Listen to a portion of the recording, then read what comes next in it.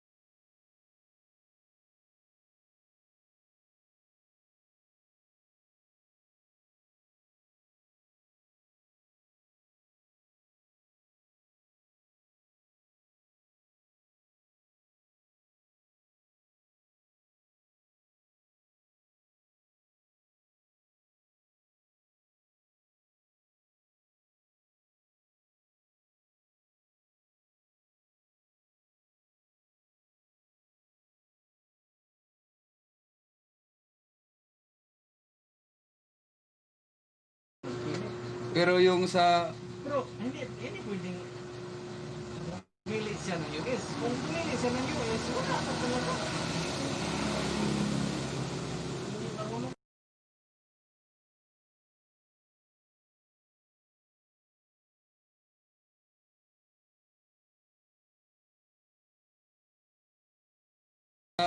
Pero hindi pwedeng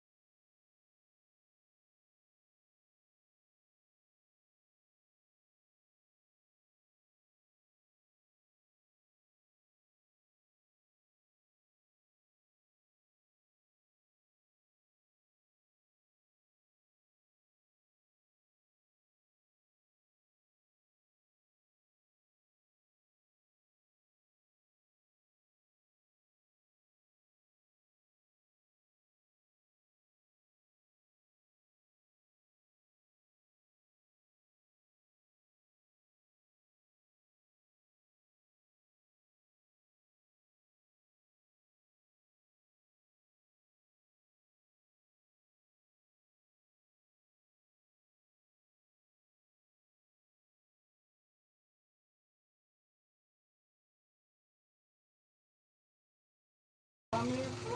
Ayan na. Wala may live streaming. Oo. Ito.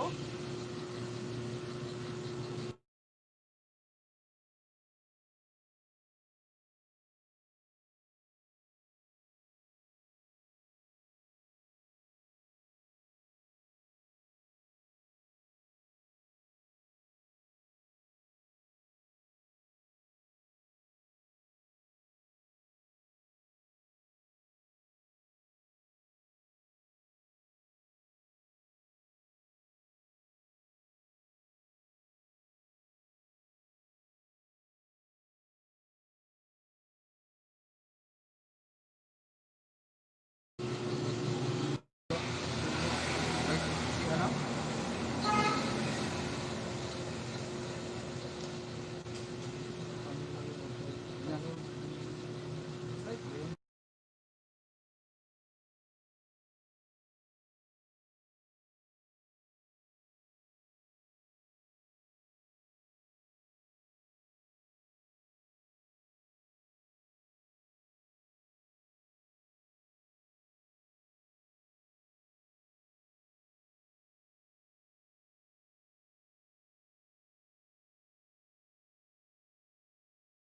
Ang galing ng Tide Perfect Clean. Now in liquid. Just dip, dab, and dunk. Ulat ka kahit sa kwelyo. Malinis na! New Tide now in liquid. Bili ng stock sa isang media company dito sa ating bansa dahil pinagbabawal nga ng saligang batas. Hindi ka pwede maging shareholder o stockholder dahil nga bawal sa saligang batas. So merong PDR na tinatawag available.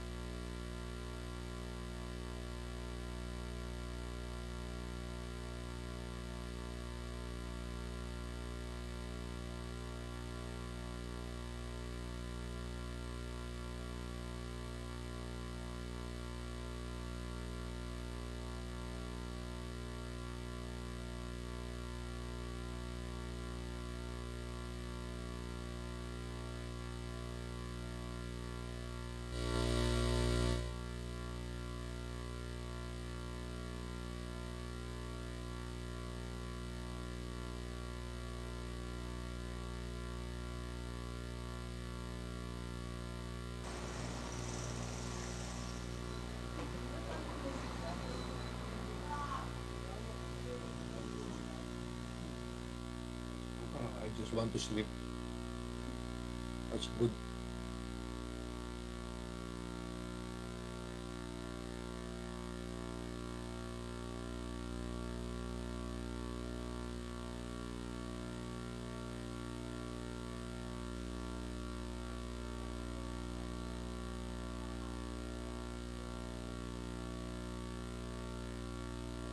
Want to sleep.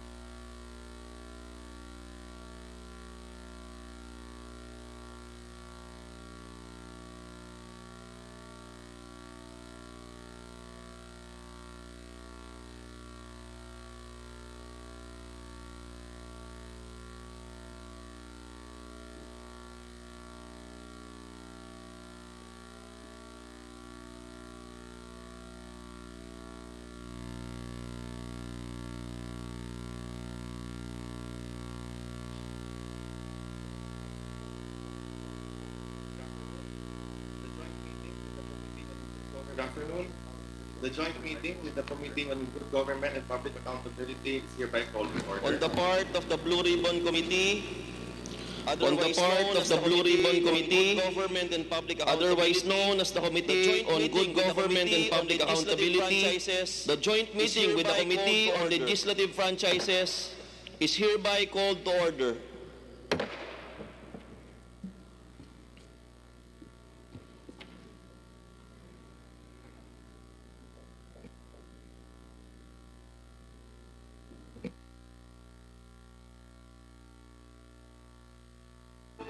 Mabathalang pagpapala para sa mga COVID-19 frontliners. Isang panalangin.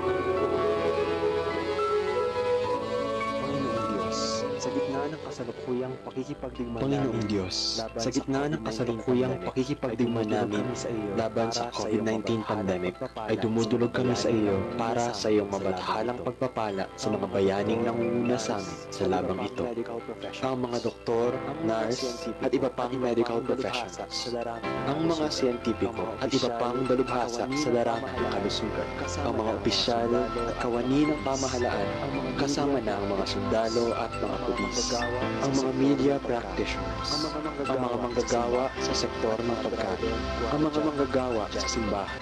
Sa tapang, katapatan at husay nila sa pagganap ng kanilang tungkulin sa paglaban sa COVID-19 pandemic, gantimpalaan mo po sila ng biyaya ng inyong pagsanggalang laban sa anumang kapahamakan at biyaya ng patnubay sa kanilang paglilingkod.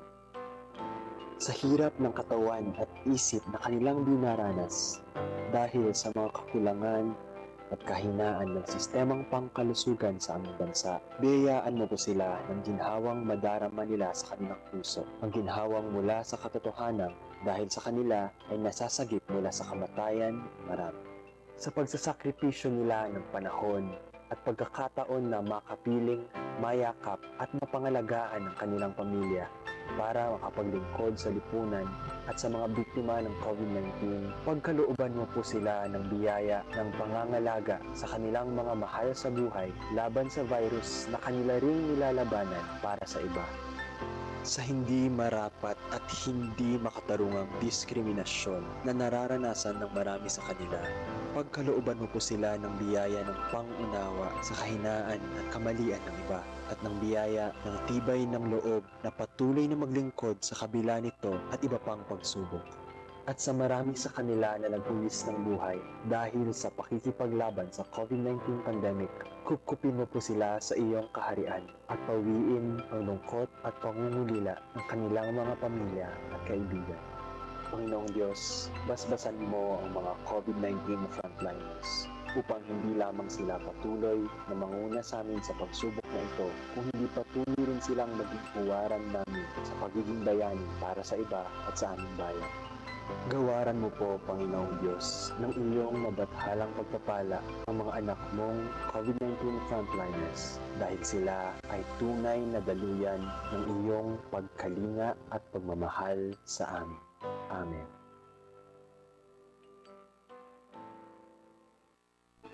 Mabatha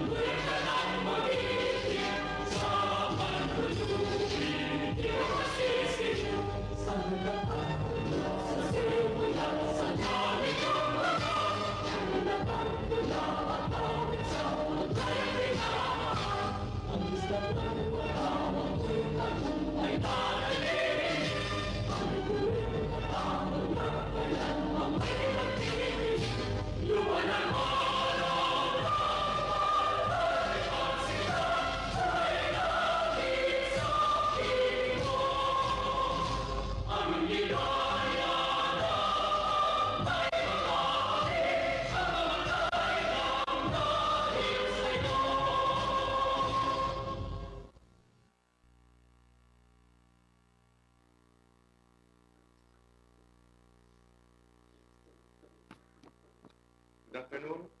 We are in the 5th joint meeting with the Committee on Good Government and Public Accountability. Nasa Zoom pa rin po tayo katulad ng karamihan ng mga members at sila pong Chair Jonathan naman ay nasa session hall para sa ating joint meeting. Ating pong ipagpapatuloy ang pagdinig sa mga isyong may kaugnayan sa aplikasyon ng ABS-CBN sa kanilang prangkisa. Comsec, Portia, paki-recognize mo lahat ng mga guests natin at members, resource persons. Mr. Chairman, in today's meeting, we have the following members present today in plenary. Pagpapatuloy ang pagdinig sa mga isyong may kaugnayan sa Speaker Dan aplikasyon ng Fernandez, ABS-CBN sa kanilang Deputy prangkisa. Speaker Marco Leca, Comsec, Portia, paki-recognize mo lahat ng mga Majority guests Leader natin at members. Mikey Arroyo, Senior Deputy Majority Leader Jesus Crispin Remulla, Minority Leader Benny Abante, Deputy Minority Leader Carlos Zarate, Representative Portia, paki-recognize mo lahat ng mga guests Barsaga, natin at members. Micaela Violago, Mikey Arroyo, Senior Deputy Majority our Leader Vice Chairperson, Jesus Crispin Remulla, Minority Leader and Representative Eric Goyap. Benny Abante, Deputy Minority Leader Carlos Zarate, Chairperson of the Committee on Legislative Franchises, Chairman Franz Alvarez, Representative Acosta, Honorable Representative Jose Atienza, Joy Tambunting, Raymond D.C. Mendoza, Representative Erico Pineda, Deputy Speaker Rosemary Arenas, Representatives Josephine Ramirez Sato, Chodorico Jaresco, Sol Aragones, Deputy Speaker Evelina Escudero, Representatives Along Malapitan, Maricel Natividad Algaño, Rufus Rodriguez, Ino D., Adrian Ebcas, Deputy Speaker Rosa Vilma Santos Recto, Representative Faustino Michael D., Pingping Tejada, Ace Barbers, Stephen Paduano, Rolando Bariliano, Cesar Joao Jimenez, Angela Barba, Ann Hofer, Edsel Lagman, Alfred De Los Santos, Jared Gullas, Sandro Gonzalez, Mike Aglipay, Alfred Vargas, Gabriel Bordado Jr., Jericho Nograles, Mike Aglipay, Stella Kimbo, Francisco Datol, Divine Grace Yu,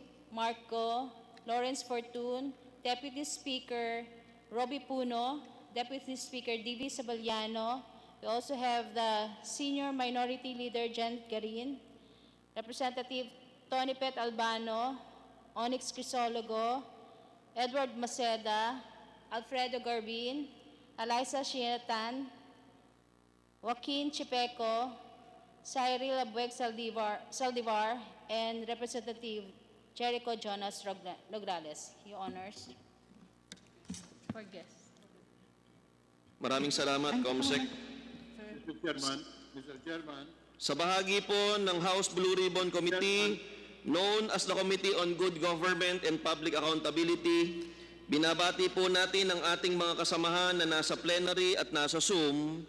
Gayon din po ang ating mga resource persons na nasa Zoom at mga kawani ng ABS-CBN na kasama natin ngayon dito sa Session Hall. Sa kaalaman po muli ng lahat, tayo po ay napapanood via live stream sa Facebook ng House of Representatives.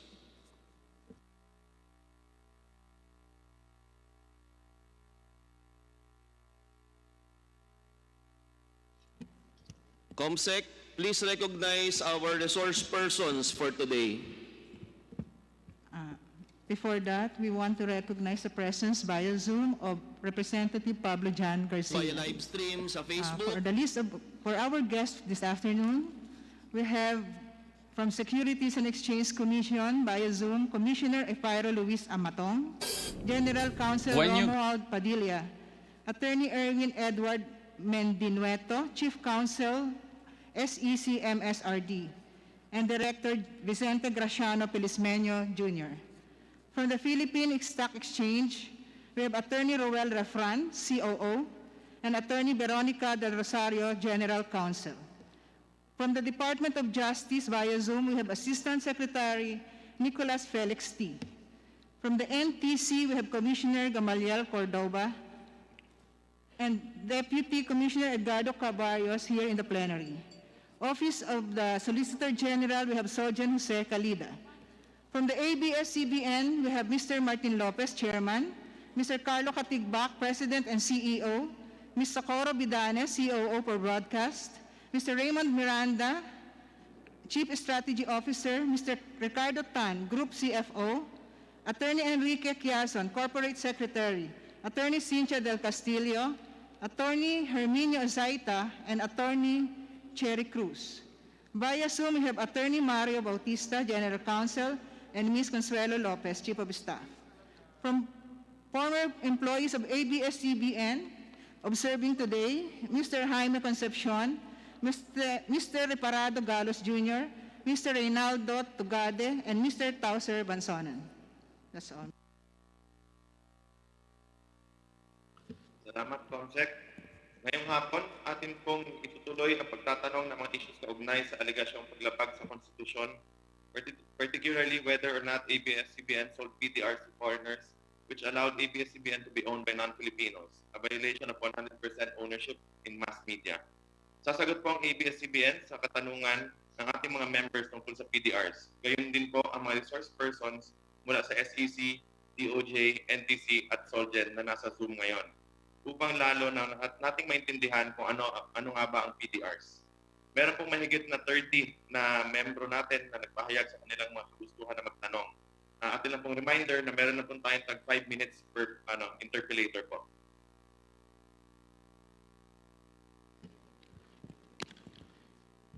Mr. Chairman. Yes, Vice Chairman Mike Defensor. Mr. Chairman, before we proceed with the deliberations, I just want to put on record that we are not sure of the suspension of adjournment of the last meeting, but having said that, I move that we approve the minute of the last session and of today's meeting in the next committee hearing, Mr. Chairman. Second the motion. There's a motion, duly seconded, hearing no objections. Motion is carried.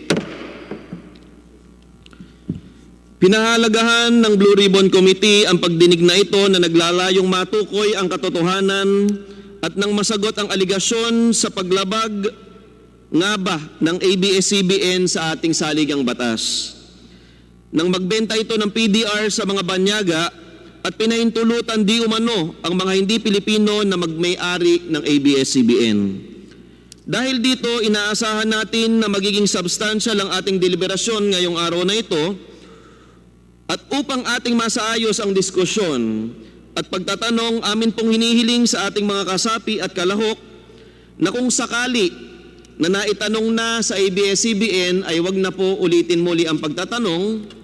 Pangalawa, sana po ay maging magalang tayo sa bawat isa at iwasan po natin ang mga unparliamentary remarks at panitiliin natin ang respeto sa bawat miyembro ng komiting ito at ang ating mga panauhin. Maraming salamat po.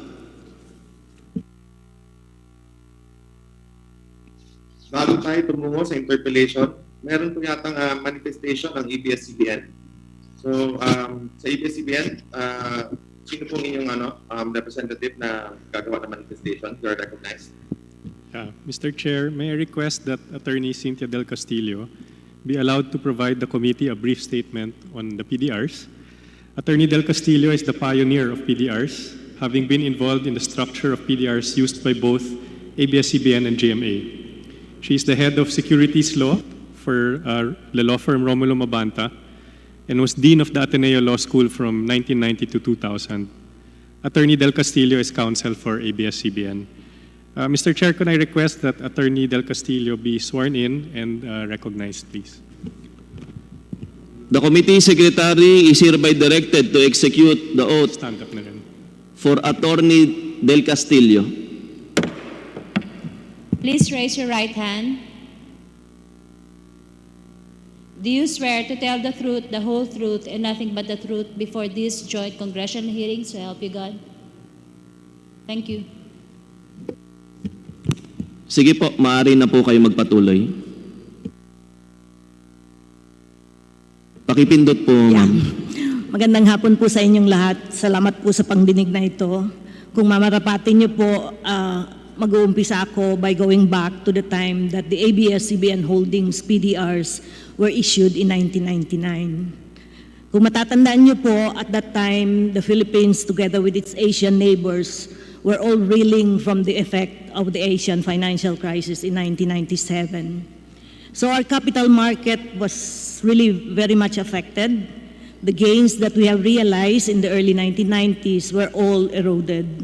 So we had a lot of companies that needed financing, but the traditional sources of financing like equity and debt were all inadequate at that point in time. Banks were not lending, and if they were on very steep grounds. So this is the milieu when the PDRs were introduced in the Philippines. Hindi po ito bago or novel. This is something that has been used in other financial markets at my counterparts po ito in other countries, including, of course, the American depository receipts. So this was supposed to be very convenient and beneficial to most companies in the Philippines. First, for the reason na you don't have to partake or to dispose of your ownership in order to raise financing. In the same manner, it is beneficial. This is better than debt because if it is a debt, then you have to pay the principal and interest regardless of the performance of the underlying shares or the shares that you use to secure your obligation. So this is something that was both beneficial to the capital market, to the companies that needed financing, as well as, of course, to the government. So as far as the capital market of the Philippines was concerned, it did perk up the market because of additional securities that were floated and being sold in the market. On the part of the Philippine government, it was increased economic activity for a lot of companies. That, of course, translates to additional collection of taxes. Ang aligasyon po ay ang PDRs ng ABS-CBN Holdings are violative of the Philippine Constitution. Kung matatandaan po natin, the provision that really covers mass media is found in Section 11, Paragraph 1, Article 16 of the Philippine Constitution. Ang sinasabi po nito is that the ownership and management of mass media shall be limited to citizens of the Philippines and to corporations, cooperatives, or associations wholly owned and managed by such citizens. So dalawa lang po ang pinagbabawal. You have ownership and management of mass media companies.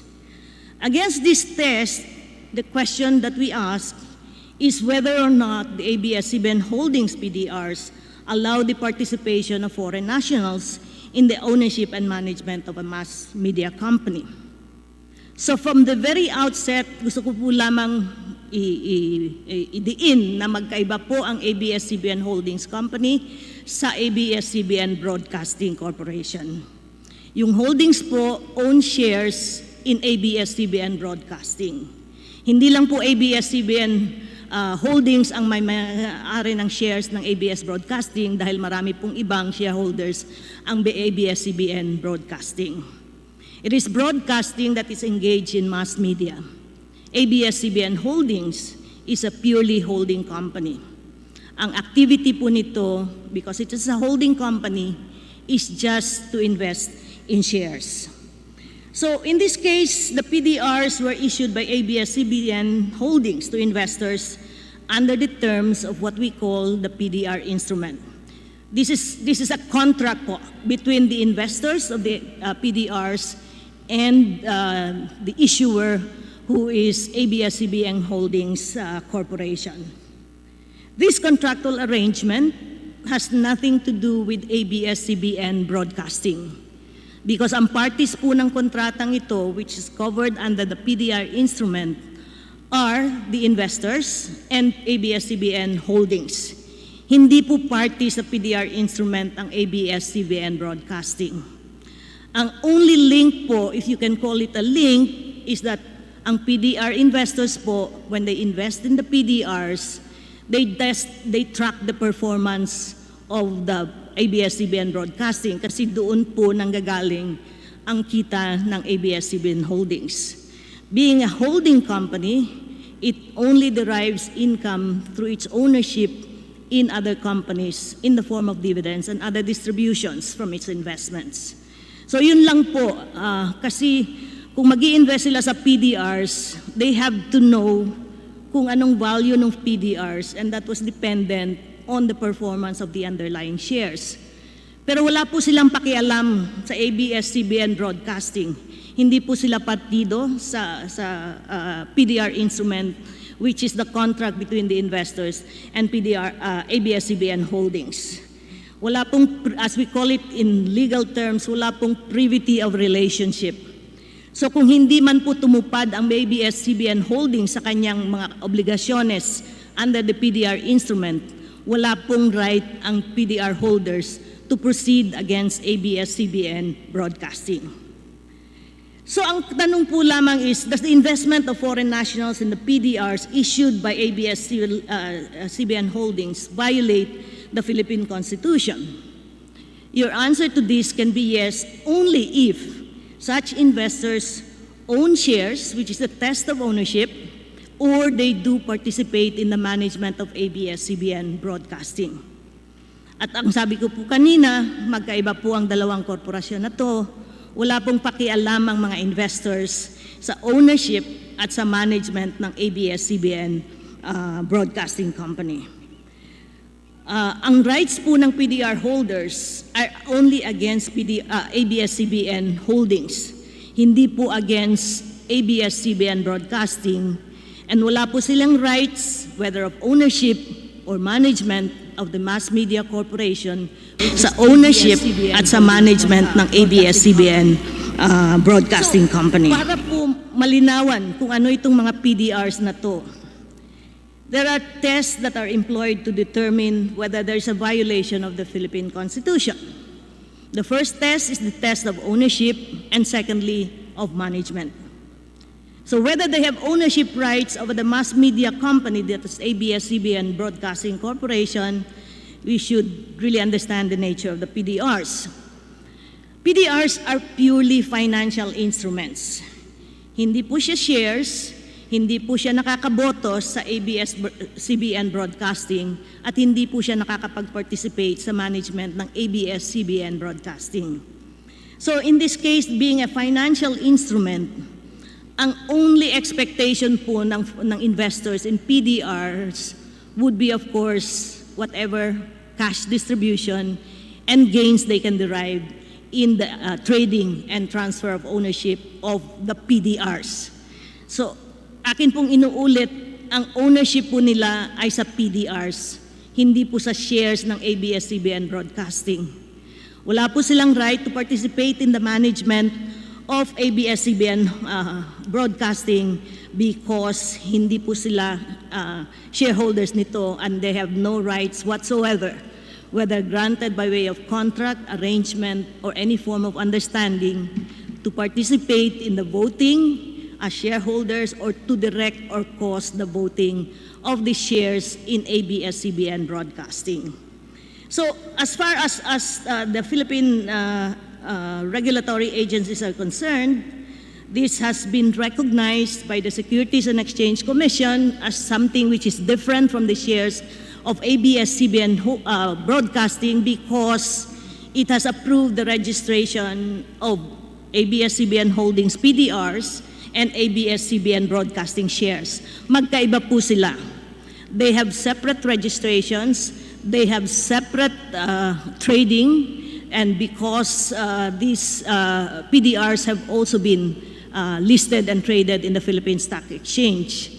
So pwede po kayong bumili ng ABS-CBN shares sa stock market, pwede din kayong bumili ng PDRs ng ABS-CBN Holdings sa stock market.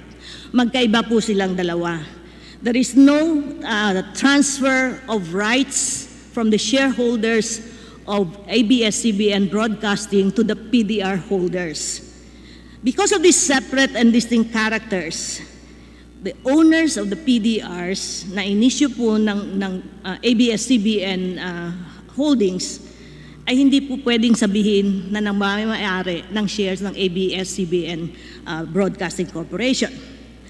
So for the owners of ABS-CBN Broadcasting shares such as ABS-CBN Holdings, ang requirement po ng ating batas at ng mga interpretasyon ng ating mga desisyon ng Korte Suprema is that they should have full beneficial interest in the mass media company para po maging compliant with the Philippine Constitution.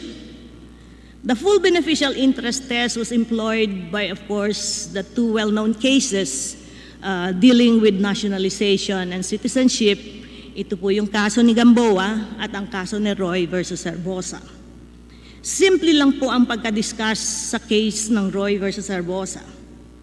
You have rights to participate in the ownership of the mass media company only if the shares have been assigned to you or the voting rights have been assigned to you.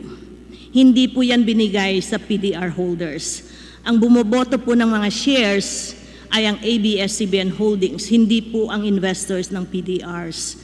So, hindi po talaga pwedeng sabihin that they are owners of shares or equity in the mass media company, which is a restricted business insofar as the Constitution is concerned. Yung other test po, apart from ownership, in the case of full beneficial ownership, ay yung pong right ng PDR holders to receive dividends and other fruits and accessions.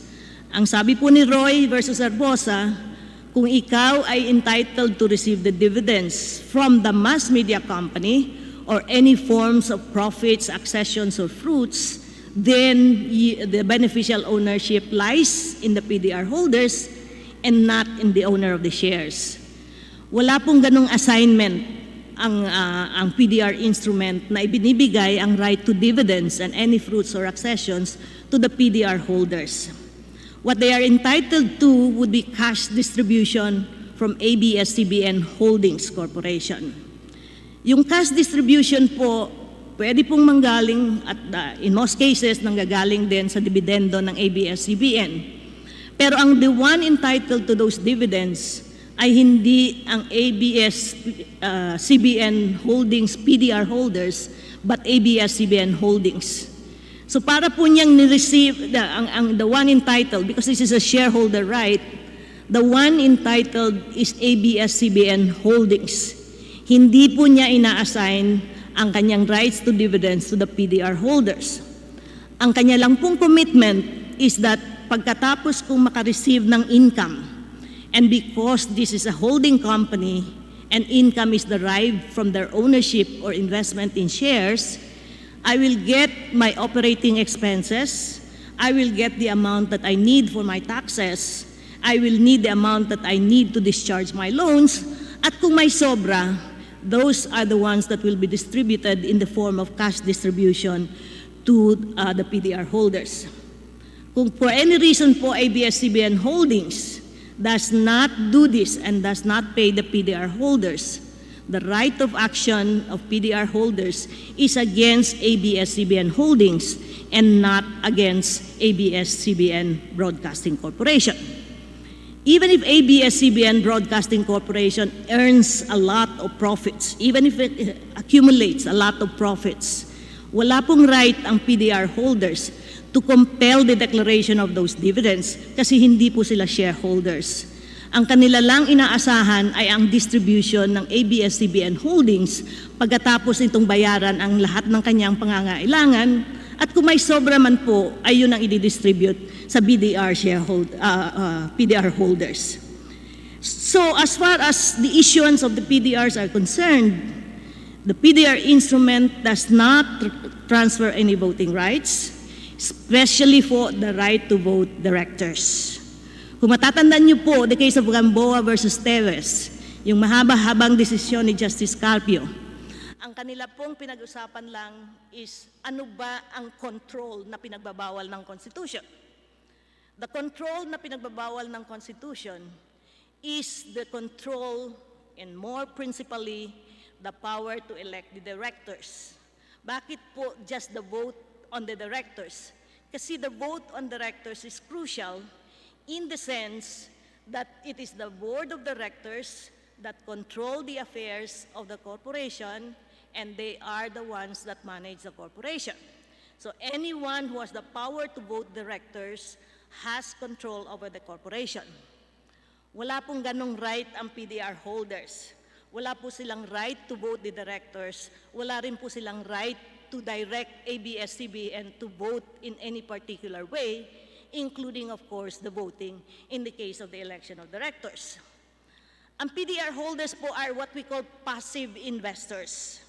Hindi po sila nakikialam sa ownership and management. The commitments of ABS-CBN Holdings is really just to make cash distribution. Because it is a financial instrument, ang expectation lang ay financial rewards. So they can do this two ways. Dahil po listed ang PDRs ng ABS-CBN Holdings, they can trade those PDRs in the market. And they can have, of course, gains arising from the trading of their PDRs. The other way is, of course, wait for the cash distribution insofar as ABS-CBN Holdings are concerned.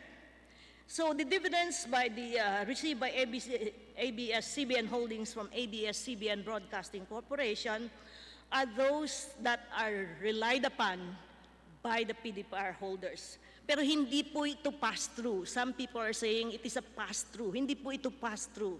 Kasi para po yung ni-receive ko, kung ako ay shareholder ng isang kumpanya, ni-receive ko yan, sa akin po yung dividendo na yon.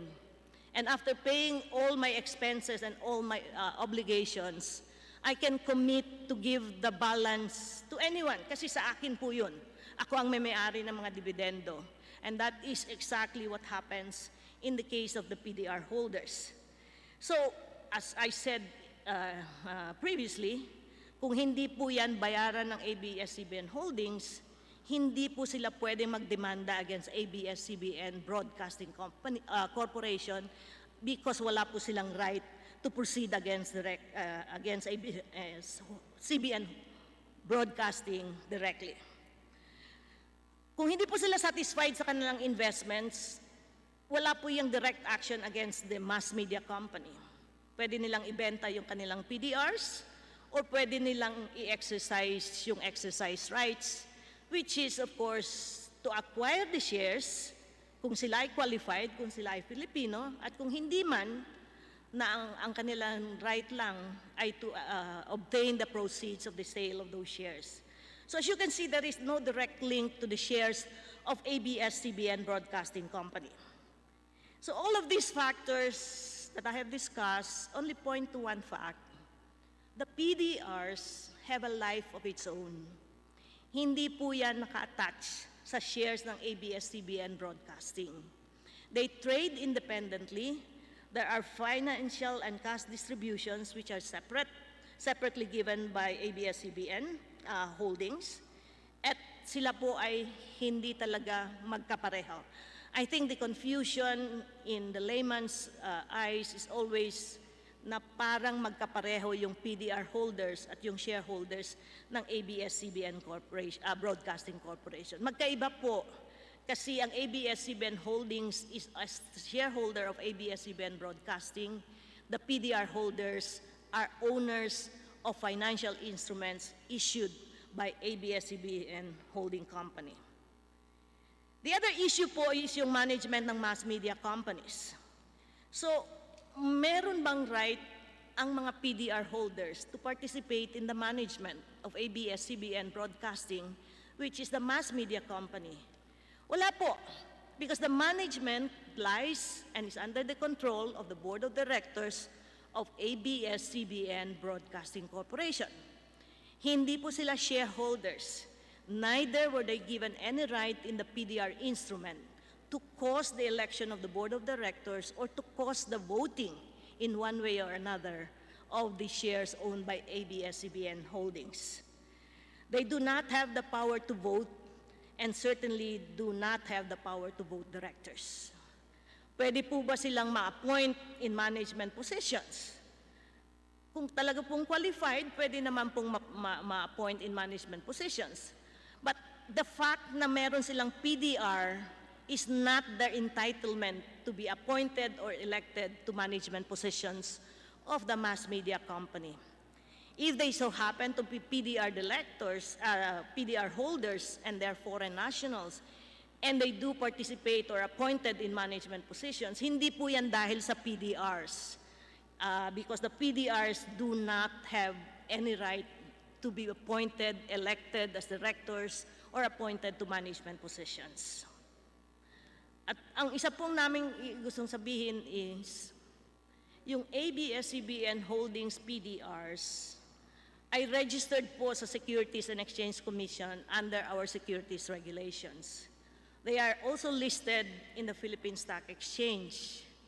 And if you know the scrutiny that this government agency and market authority does in doing registration and the listing, you will know that this company, ABS-CBN Holdings, subjected itself to the full scrutiny, review, regulation, and supervision of the Securities and Exchange Commission and the Philippine Stock Exchange. Kung meron po silang ginagawang kalokohan or circumvention of the Philippine Constitution, they would not subject themselves to this kind of scrutiny because lahat naman po ng ginagawa ng ABS-CBN Holdings as issuer of PDRs ay dinidisclose naman po to this government agency and market authority. Hindi po sila nagtatago ng kahit ano because this is their obligation under the law to make material disclosures. In issuing all of these securities, ang ABS-CBN Holdings have, in good faith, complied with all the requirements of the government regulatory agencies that have jurisdiction over Mr. them. Chairman. Yes, Vice Chairman Rimulya. The presentation seems to be very long. Are they winding up already or mahaba pa? Salamat po. Ma'am, gaano kahaba pa po yung I'm closing na po. Yes, ma'am. Please continue. So I just want to close by saying that their acts are all above board. They have relied on the approvals and the permits and licenses issued by the Securities Exchange Commission and the Philippine Stock Exchange. If for any reason those decisions are wrong and the courts declare that they are wrong, we have po in good faith relied on them. So it's going to cause some effect on the Philippine capital market dahil po it will erode the investors' confidence in decisions made by these government agencies and market regulation authority. So yun lang po ang gusto namin sabihin, na wala po kami itinatago. We have not circumvented the Philippine Constitution, and all the terms and conditions of the PDRs have been fully disclosed and, of course, evaluated by the government agencies and the market authority. Marami pong Mr. Chairman. salamat. Thank you. Marami pong salamat.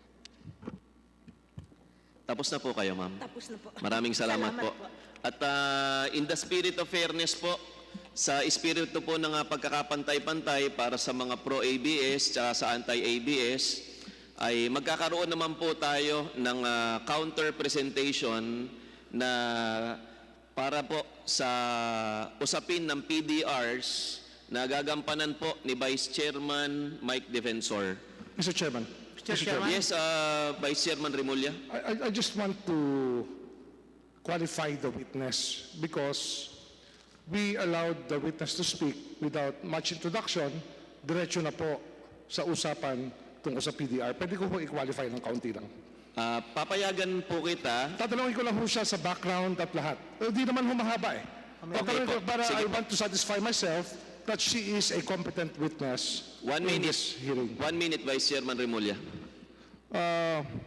Attorney Del Castillo, abogado po kayo ng ABS-CBN. Opo. Kaya nagsasalita po kayo bilang abogado ng ABS-CBN. Opo.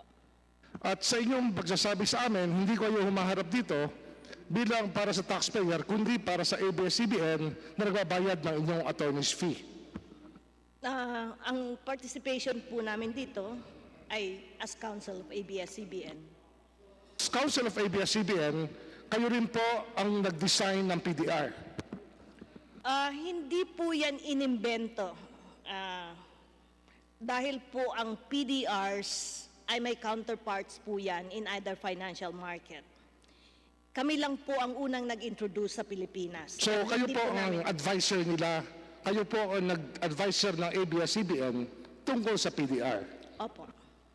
Kaya pag nagsasalita kayo dito sa harap namin, expected po, sasabihin niyo walang mali kasi kayo po yung abogado ng ina-examine dito. Siyempre ho, di ba ho?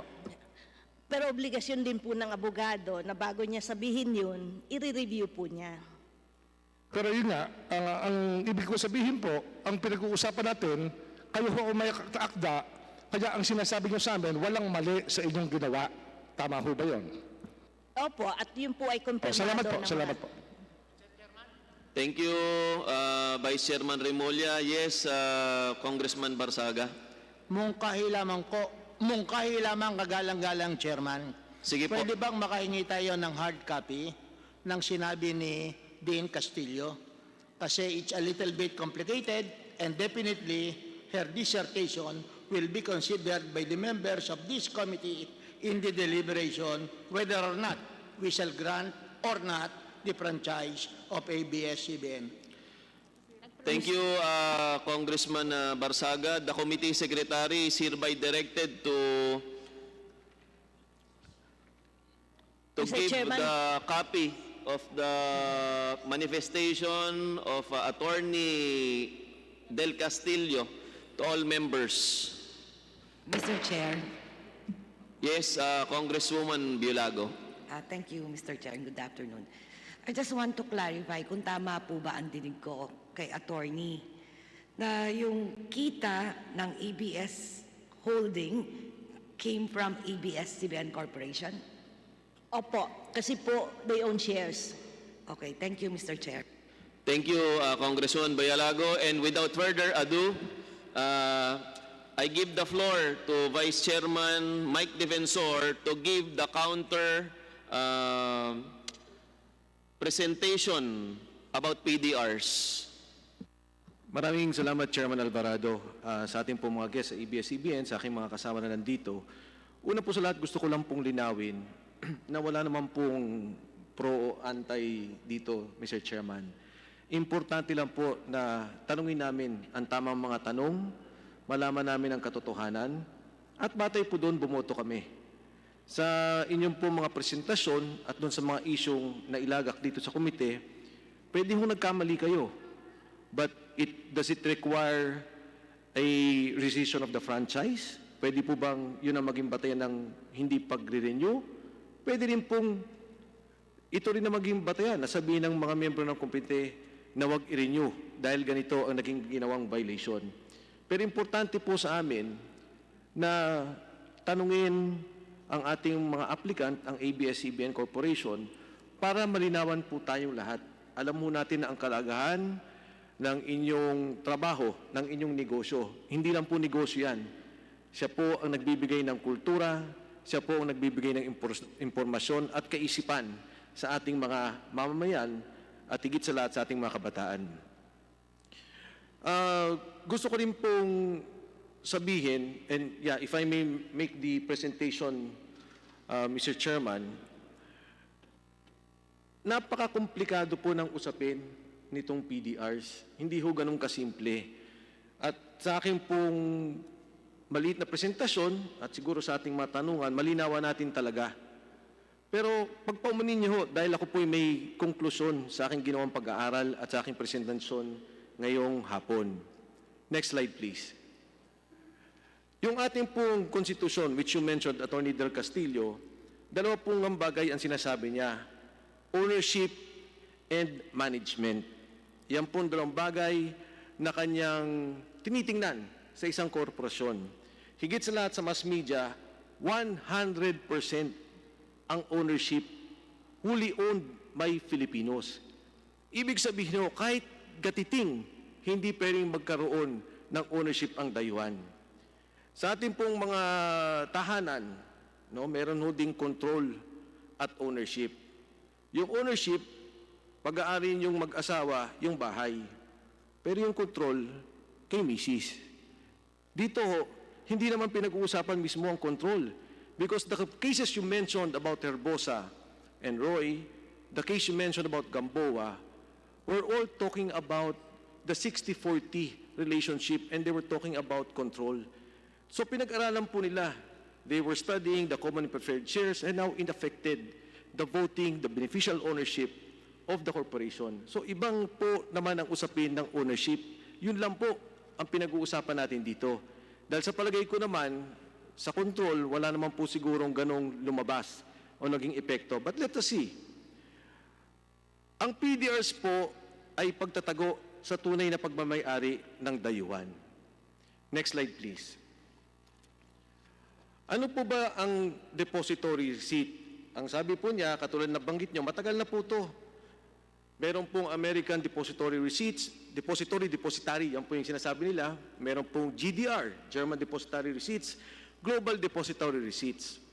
Ang kaibahan dito sa Pilipinas, nung ginawa po ito, at matagal pong hindi ginawa sa Pilipinas po, dahil may ownership restriction, hindi nila alam paano ipoporma ang depository receipts. At nangyari lang po ito, ng katulad ng binanggit nyo, na magsimula itong 1999 nang ito po yung isinagawa ng ABS-CBN at ng iba pang kumpanya na gumawa ng depository receipts. Ito po ay negotiable security which represents ownership, interest, and securities of a foreign issuer, typically trading outside its home market. A PDR represents a share in a company which gives the owner the right to all the dividends due and shares of stock acquired. Ang ibig pong sabihin, ang lahat ng kita ng PDR pupunta doon sa may hawak ng PDR. Ang PDR po, ito po yung kinyo pong Philippine Depository Certificate. Ang nakalagay po dito sa inyong Philippine Depository Certificate, one existing share of ABS Broadcasting Corporation is equal to 1 PDR. Andito po, nakasabit po sa amin sa inyong komite. Pwede yung bumalik yung slide, parang nauna. So, hindi po pwedeng ibenta o bilhin ang PDR kung hindi gustong ibenta ng may-ari. Ang ibig sabihin po, para lang humaliwanagan yung ating mga nanonood, sa palengke ho, may rights. Sa palengke, yung nagbebenta, pwede niyang ibenta yung rights niya. Umabot po yan ng 100,000, minsan 1,000,000 pa. Yung kita sa rights niya, pumupunta doon po sa nagbebenta sa palengke. Pero yun nga po, walang titulo. Dito po sa PDR, nakasabay po ito sa isang titulo. Wala siya sa pangalan ng titulo, pero siya ang nagmay-ari ng titulo. 1 ABS-CBN broadcasting share is equal to 1 PDR. Sa palengke, rights, walang titulo, pero yan po, ganyan ang nagiging usapin sa kita at pagmamayari. Next slide please. Yung pong binanggit niyo, tama po kayo. Ang ABS-CBN Corporation ay kaiba sa ABS-CBN Broadcasting Corporation. At ang kumpanya po ng ABS-CBN Holdings Corporation ay ang pagbibenta ng PDR. So pag tinignan po ang ABS-CBN na kumpanya, ang may-ari ABS-CBN Holdings Corporation. Next slide. Ang ABS-CBN Holdings Corporation po, 50% pagmamay-ari ng Lopez Inc. At iba pang mga direktor at opisyalis nito. Yan po ay galing sa inyong webpage. Next slide please. Yan din ho, galing sa Philippine Stock Exchange, na ang sinasabi po niya na ang ABS-CBN Broadcasting ay owned by Lopez Inc. At ito po'y kasama dito ang negosyo ng pagbibenta ng PDR. Next slide. Ang ABS-CBN po, maraming layers ng pagmamayari. Hindi lang po ang ABS-CBN Corporation, katulad po yung kaninang pinakita ko, ang nagmamayari ABS-CBN Holdings. Nandyan po ang PDR sa ABS-CBN Holdings. Ang Lopez Inc. din po, na hindi ho yan listed, meron po yan Lopez Holdings na listed company. So ang layering po, napakadami. Diyan po sa diagram na yan, makikita nyo. And for the record, Mr. Chairman, pag paumanin po ng ABS-CBN Corporation, hindi ho sinambit sa amin ang dokumento ng Lopez Inc. to Lopez Holdings Corporation. And maybe at a proper time, we can ask for that. Kasi ang hawak lang po namin, ABS-CBN and ABS-CBN Holdings. Next slide, please.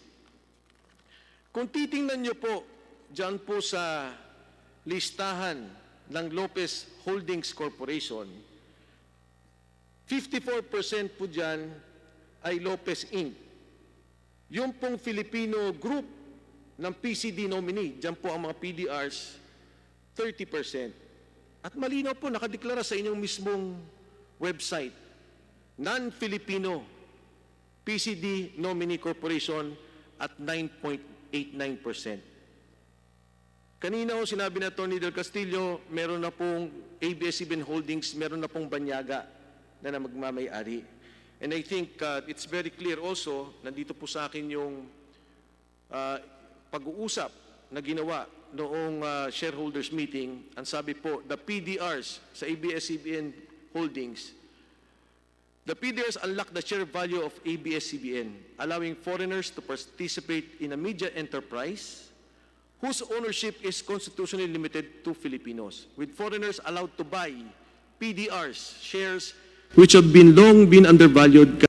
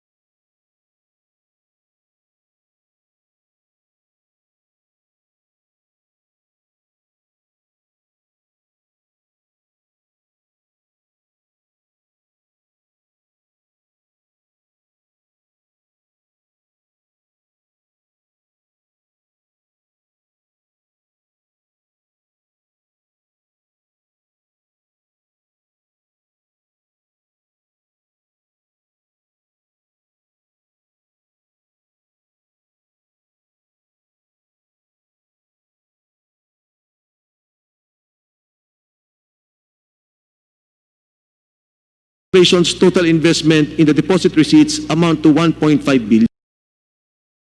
Po, Atty. Del Castillo, medyo i-debunk ko lang po kanina, there is an actual in ABS-CBN Corporation. They may not have their names. Wala po sa pangalan nila. Yung ABS-CBN Corporation share, pero ang bawat PDR ay may katumbas na share sa ABS-CBN Corporation. Next slide, please.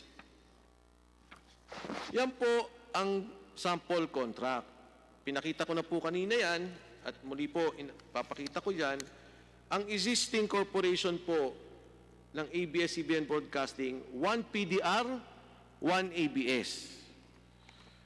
Kung iahambing ko po yan sa bahay, meron kang bahay, may titulo. Yung titulo mo, sinabi mo, may papel kang hawak. Ako nagmamay-ari ng 30% ng bahay na yan, wala kang pangalan sa titulo.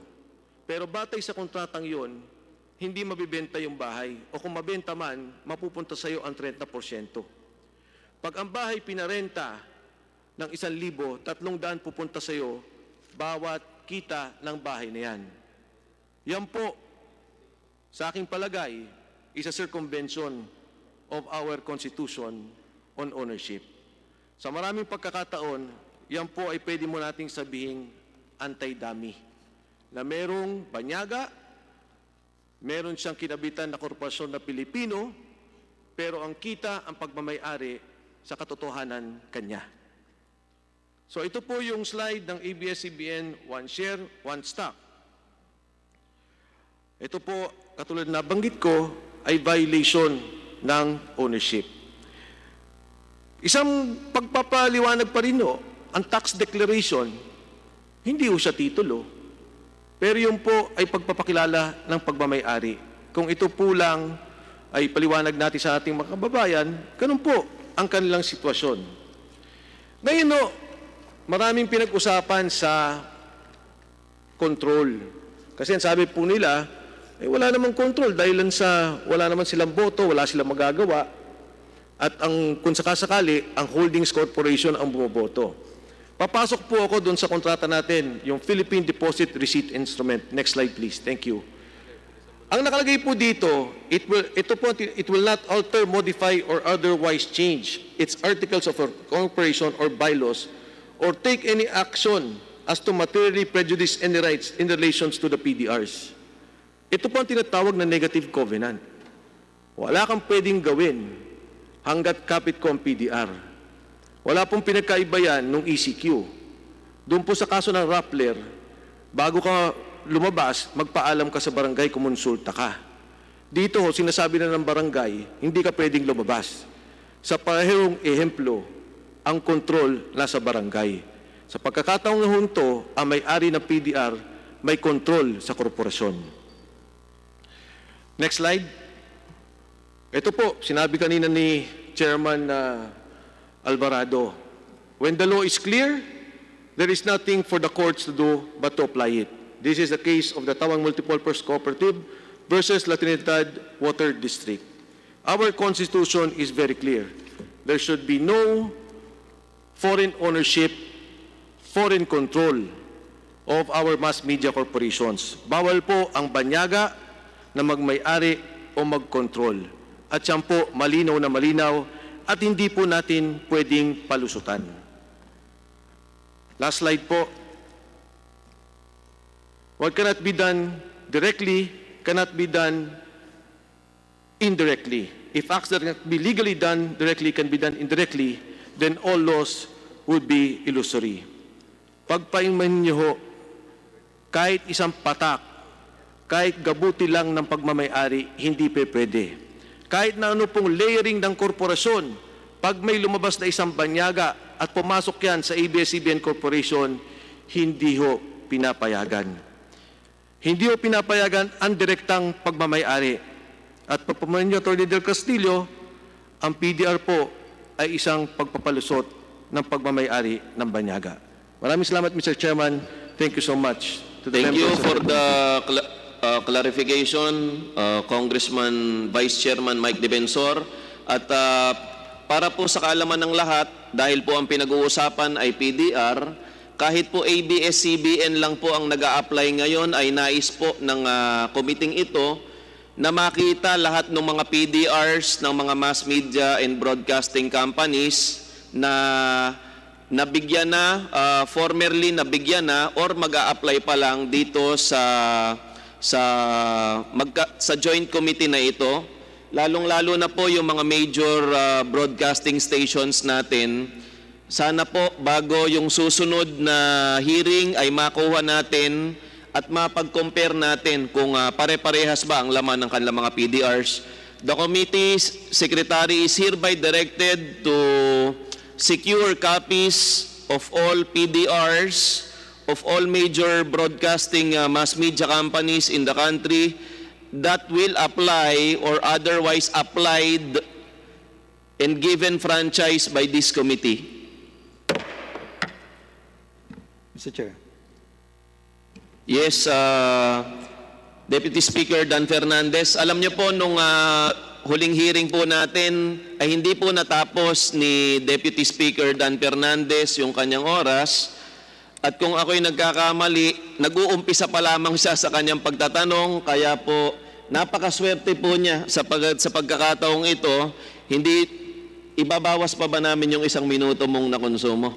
Hinihingi na po niya na pambonus yung 1 minute na nakonsumo niya.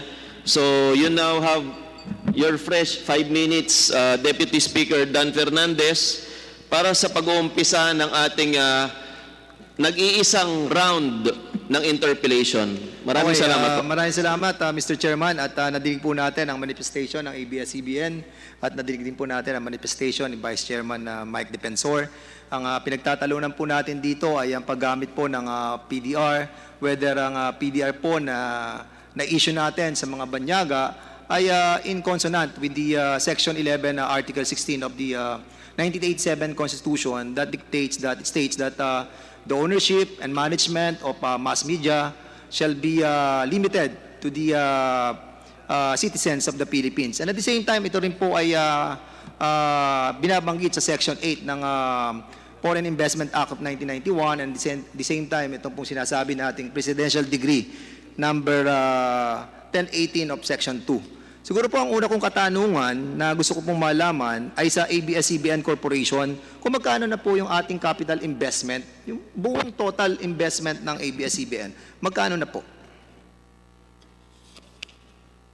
ABS-CBN Corporation can answer this.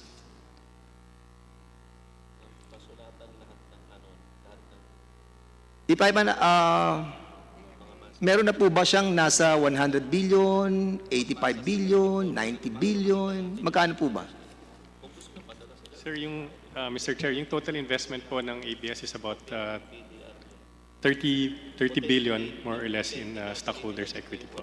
Yun po yung sa stocks. Pero yung totality po ng investment. Kasi I think yung sinasabi po natin, ito po ba yung equity ng ABS-CBN, yung 35 billion. But yung totality po niyan ay umaabot na po siya ng 84.5 billion as submitted. 84 billion. Correct. Okay. So sa 84.5 billion na pag-aari ng ABS-CBN Corporation, magkano po yung naibigay po natin or ano po ba ang naging mode o procurement ng ABS-CBN Holding Corporation? So andito ang ABS Holding Corporation, andito ang ABS Corporation. Ito po bang hawak ng ABS Holding Corporation na nanggaling sa ABS Corporation, magkano po ang nailipat sa ABS Holding Corporation? Anybody from ABS Holding Corporation can answer this.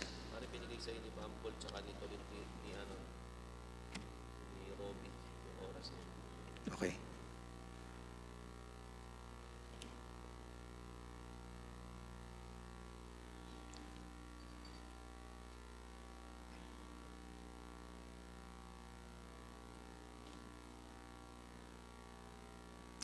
Mr. Chairman, meron po akong hawak na ABS-CBN holdings in 2016 and 2017. At dito, nababanggit na meron silang ang holding corporation ay may investment sa ABS-CBN Corporation ng 15 billion 102 million 724 and 489,000. 15 billion. Is that right, Mr. Chairman?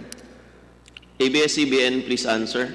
Tama po ba yung binanggit na numero ni Deputy Speaker Dan Fernandez? Sorry, Mr. Chair. Kung pwede sana balikan na lang namin kayo. We don't have the number right now. Okay, sige po. Pwede po yan. At sa sinabit po ninyo kasi, lumalabas na may 15 billion na kayong ininvest sa ABS-CBN Corporation, yung pong ABS-CBN Holding Corporation. At ang equivalent po nito ay maabot sa 325,051,900 number of shares. Okay? At ang equivalent po nito sa na-issue na ng holding corporation na PDRs ay maabot ng 15,070,219,000. So ang tanong ko po sa holding corporation, sino po ba ang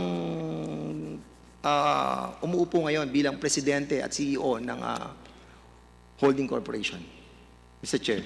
Mr. Chairman, si Mr. Oscar Lopez ho ang presidente and chairman. Siya po ngayon ang CEO. At ang holding corporation is into buying and selling. Is that right, Mr. Chair? Buying and selling, di po ba? Meron po ba tayo na tinatawag natin na kapag holding company ka, syempre, you have a different kind of industries that into your holding company. Are you in the other investment as well, like telecommunication, sa food, or sa oil? Hindi po. Ang ABS-CBN Holdings Corporation ay specific ko to para lang doon sa pag-i-issue ng PDRs. Wala po tayong ibang other na industriya na hinahawakan, in other words. Wala Mr. po. Chair. Okay.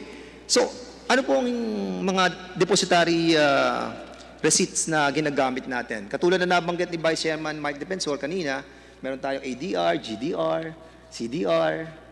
Iba-iba po yan American Depository Receipt. Ano po yung ginagamit na depository receipt ng ABS-CBN Holding Corporation? Yun po yung PDRs na dinescribe namin kanina. Ano pong ginagamit po natin? Siyempre, meron tayong counterpart sa international, di ba? Okay. Itong holding company, siyempre nag-issue po kayo ng PDRs, di ba? Nag-issue. At ano po yung dinatawag nating depository bank na pinaglalagakan natin ng ating pong PDRs? Kasi siyempre may nagbebenta po ng PDR sa foreign di ba? Sino po ang depository bank na ginagamit po natin? Iba-iba po yan, depende po sa investor. Pwede pong hawakan ng investor directly yung PDRs, yung ABS-CBN broadcasting shares naman na underlying shares na tinatawag natin kasi siya yung nagsisecure ng PDRs, yan po ay naka-pledge at nandun sa isang trustee bank. Correct. Pero dapat meron kayong naka-assign Katulad sa pledge agreement ninyo, sinasabi niyo sa pledge agreement niyo that you have a security agent, di ba? Maliwanag po. Dito nakalagay po yan. Sa security that the issuer in respects of the PDR are secured by the pledge in the favor of security agent. Na kumbaga sa yung pong inyong tinatawag na mga share, diyan po yan nilalagak, di ba? Para po sa mga PDR holders natin. So ang tanong ko lamang po ay simple. Meron po ba tayong depository bank? Si Attorney Quezon po ang sasagot, siya po ang corporate secretary. Mr. Chairman, yun hong pledge agreement ho namin is with Philippine Central Depository. Ayun. So, ang ibig po sabihin, ang ating pong issued by ABS-CBN Holding Corporation, yung PDRs po, nilalagak po natin sa Philippine Central Depository. Kasi sila po yung nag-handle nung in-issue nating PDR. Yung shares ho, na underlying shares ho ng PDRs, yun yung nakalagak sa yes, yung PCD. naka-attach na share natin na katumbas ng isang PDR, sila ang may control, yung PCD. Am I right, Mr. Chairman? As a pledge occasion. Salamat po. At according sa report nga natin, meron nga tayong sinasabi dito na I wanted to be confirmed kung talagang 15 billion po yung ating pong ininvest sa ABS-CBN Corporation. At ito nga, nabigay natin yung corresponding na PDR na nasa PCD. Di ba? Am I right, Mr. Chairman? Yes or no? Pakiulit ho yung question. Okay. Yung PCD, yung ating pong holding corporation, nag-issue siya ng PDR at yung in-issue niyang PDR, hinawakan ng Philippine Central Depository at ito po ay nasa control ngayon ng PCD at hindi siya control ng tinatawag nating PDR holders, yung mga foreigners. Hindi nila hawak yung share kasi nga yung share na andun sa PCD. Dahil according sa inyong agreement, sa pledge agreement, ang maghahawak noon ay ang security agent na PCD. Mr. Chairman, ang PDR in-issue ho namin to the investors. So nasa hawak ho ng mga investors yon. But yung underlying shares yun ang naka-pledge sa PCD. Yung underlying share, siya ang naka-pledge sa PCD. Opo. Correct. Okay. So ngayon, dito kung makikita po ninyo yung sinabmit po natin sa Security and Exchange Commission as of August 31, 2018, nandito po yung mga PDR holders natin. Meron po tayong top 20 na masasabi po natin na PDR holders. At dito po nga ay nakasaad yung PCD Nominee Corporation na kung saan foreigner siya. Meron din PCD Nominee Corporation na kung saan Pilipino din siya. Opo. At ang number of shares ng PCD Nominee Corporation ay 198 million plus shares. At ang hawak niya po ay 61% doon sa share. Sa PCD Nominee Corporation naman na hawak ng Pilipino, meron siyang 114 million shares, plus shares. At umaabot to ng 35%. Marami pa dito na mga PCD holder. Ngayon, kasi ako ay been into trading as well before. Pero hindi naman po ako player. Para lang marami lang po akong mga kaibigan na mga nagte-trade. At ito po sa time na binanggit sa akin itong PCD Nominee Corporation na isang foreign corporation. Pero hindi po siya publicly listed as one of the stock corporation. Andito ang SEC, Mr. Chairman. May I be allowed to ask SEC kung ano yung this PCD Nominee Corporation really stands for? Kasi parang pag titingnan mo siya sa Google, hanapin mo yung PCD Nominee Corporation, hindi mo makita yung kanyang financial statement. Hindi mo alam kung sino ang mga board of directors. Hindi mo alam kung sino yung sa articles of incorporation nila. Hindi natin makita kung ano at sino itong PCD Nominee Corporation. Mr. Chairman, can we allow the Secretary, Commissioner ng SEC to answer this? Andyan po ba wala ho pala si Chairman, yung Vice Chairman? SEC? Meron pa Mr. Chairman. Hello. Yeah, Commissioner Amatong. Can you answer this kung kasi medyo grayish ang area ng PCD Corporation at maraming mga public investors like yung mga friends ko ang nagsasabi that this PCD is a lodging in ng mga majority stockholders sa mga kumpanya kung saan doon nila nilalagay ang kanilang mga share na dapat supposedly ay naka-offer sa public. What can you say about this, Mr. Chairman? Mr. Chairman, to explain, PCD Nominee Corporation is the legal entity that's used to facilitate trading in the Philippine Stock Exchange. It is ang tinatawag po dyan sa ay Central Securities Depository. So ang ating mga stocks po ngayon hindi na nakapapel. We don't have stock certificates anymore. All of our stock holdings are now listed in the electronic database of a corporation called PDTC, Philippine Depository Trust Corporation. And the PCD Nominee Corporation is the legal entity that has title to all of these securities, so that pag nagbenta po tayo sa stock exchange, kukunin na lang galing sa PCD nominee yung shares of stock that is in our name under our brokerage's name, and then ililipat dun sa bumili. At the same time, yung bayad na katumbas dun sa pagbenta na yun ay pupunta sa atin through our broker. So PCD Nominee Corporation, Your Honor, Mr. Chairman, is a Philippine legal entity that is used to facilitate trading on the Philippine Stock Exchange. PCD Nominee Corporation, Mr. Chairman, also is used to distinguish kung sino yung foreign investors sa domestic investors.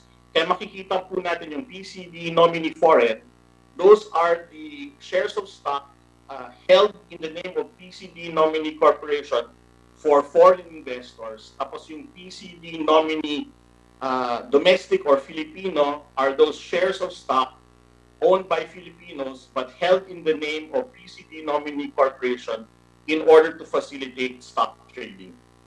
So Mr. Chairman, ang sinasabi mo, yung PCD, pag nag-trade ka at ginamit mo yung Philippine Central Depository, you don't need a certificate of stock. In other words, paperless ang PCD. Kumbaga parang wala ka nang i-issue na certificate of stock dahil nga po yun ang ganon ang sistema na ginagamit ng PCD. At ito ang ginagamit at itong mga PDR under dito po sa ABS-CBN, isa yung PCD nominee. In other words, Mr. Chairman, medyo ang problema po natin dito, hindi natin sila kilala. Hindi natin alam kung sino itong mga incorporators. Dahil nga po, hindi sila publicly listed, Commissioner. Ang tanong ko sa iyo, Mr. Chairman, bakit hindi sila publicly listed? And considering that ABS-CBN and other companies like SM, Digital Telecom, marami ang gumagamit ng PCD Corporation. Kung publicly listed sila, dapat, di ba, makikita mo. Pero at this point of time, ang PCD po ay hindi siya public listed. At any rate, Mr. Chairman, this is an issue that we need to tackle in a separate investigation. Kaya ako lamang po nabanggit kasi I think it is incumbent upon the ABS-CBN holding company that you have to somehow find it out kung sino po yung ating mga PDR holders. Precisely because under the Section 11 of Article 16 of the 1987 Constitution dictates that dapat truly and completely owned tayo by Filipino citizens. At ngayon, kung makikita po natin na shady ang mga karakter ng ating mga PDR holders, I think it is the responsibility of the holding company. But be that as it may, Mr. Chairman, I want to go on with my next question. Before the Deputy Speaker Fernandez continues, just for the information of the committee members, the time of Deputy Speaker Puno and Congressman Bambol Tolentino were given to Deputy Speaker Fernandez. Please go ahead. Thank you, Mr. Chairman. Okay, ano po ba ang ABS-CBN Holding Corporation, aside po dito sa nakita natin PCD Nominee Corporation, meron pa ba kayong ibang foreign investors na bumili ng PDR? Aside from PCD nominee, meron po bang ibang foreign investors na nag-issue ng PDR? Honorable Fernandez, yung PCD nominee po yung depository, Philippine Depository, Central Depository, para po yung taguan ng pera. Diyan po nilagak yung PDRs. So ang tanong po ni Congressman Fernandez, doon po sa mga bumili ng PDRs, ilan po ang nakapasok ngayon sa Philippine Central Depository? Mr. Chairman, kasi po, go ahead. Ang securities na traded ngayon sa Philippine Stock Exchange, scriptless na po yan. So wala na pong papel. Kaya po yung Philippine Central Depository, nandun po yung main security. Correct. So nagtitrade po yan without any script. So at any one time, pwede hong maglipat-lipat yan because they are traded. So itong... Pero... Okay, sige po. Sige, Mr. Ang Chairman. gusto po ata ni DS Dan, mula sa ABS-CBN Holdings at saka sa Lopez Holdings, i-forward ninyo yung PDRs po na pag may-ari ng foreign, at least bought in the foreign market, owned by foreign nationals. Like for example po, Mr. Chairman, kung hindi po masagot ng holding company, doon po sa beneficial ownership disclosure na nilabas po ng ABS-CBN Holdings, ang Prudential Singapore Holdings Limited, a Singaporean corporation, have a substantial holder ng 15 million shares sa ABS-CBN Holdings. Is that right? Siguro alam niyo po yun. At dito po sa news article na nakita po natin sa Philippine Star, ang ABS-CBN raises 2.5 from sale of PDRs. At ito po ay in-issue sa Mercury Media Holdings Company, an affiliate of the Capital Group of Companies. Can you kindly confirm this, if this 2.5 billion na kung saan lumaban sa Philippine Star, ano pa po ito June 6, 2013, ay na-issuehan ng PDR? Mr. Chairman, yun hong mga foreign PDR holders ay nakalista sa aming top 100 PDR holders under PCD nominee non-Filipino. Andun ho sila. So in other words, kasama po itong... Kasama ho dun sila. Okay, marami pong salamat. At siyempre po, ay kanina nga, Attorney Del Castillo was trying to explain that hindi dividends ang tawag nyo pag kumita ang PDRs, di ba? Hindi siya dividend or interest. Ang tawag nyo po doon ay after computing all the operating expenses, yung mga loans, saka pa lamang bibigyan ng kita yung mga PDRs. Can you kindly submit to us, Mr. Chairman, the complete, kung hindi po dividends ang tawag po natin, ay ano po ang tawag natin dito? Parang... Cash distribution po. Cash distribution. Okay, dito sa PDR, sinasabi natin, hindi dividends, hindi interest, kundi cash distribution sa kinita ng mga PDR holders. Can you kindly submit to us the complete how much the foreigners, the holders of PDRs, magkano na po yung cash distribution sa kanila in comparison with the dividends that have been given to the ABS-CBN shareholders. Submit nyo lang po muna sa amin po yun. Ano pong period, Mr. Chairman? Kasi po, Siguro nagbabago-bago po yan For the last 3 years lamang po. Pero para na meron lang po kaming comparison, makita po natin, mas malaki ba ang kinikita ng foreigners dito sa PDRs nila? Or mas malaki kinikita ng mga Pinoy doon sa share? Kasi sinasabi natin, share, hindi naman natin binenta yun. Kumbaga, parang rights lang, di po ba? Gusto lang po natin makita yung comparison. Mr. Chairman, pantay-pantay po ang cash distribution kasi one PDR sa share. Ang underlying security niyan, one share. Madam, there is a difference between you get your share on an ordinary stock exchange and using the private placement. Pag private placement, meron po yung tinatawag na underlying na mga advantages.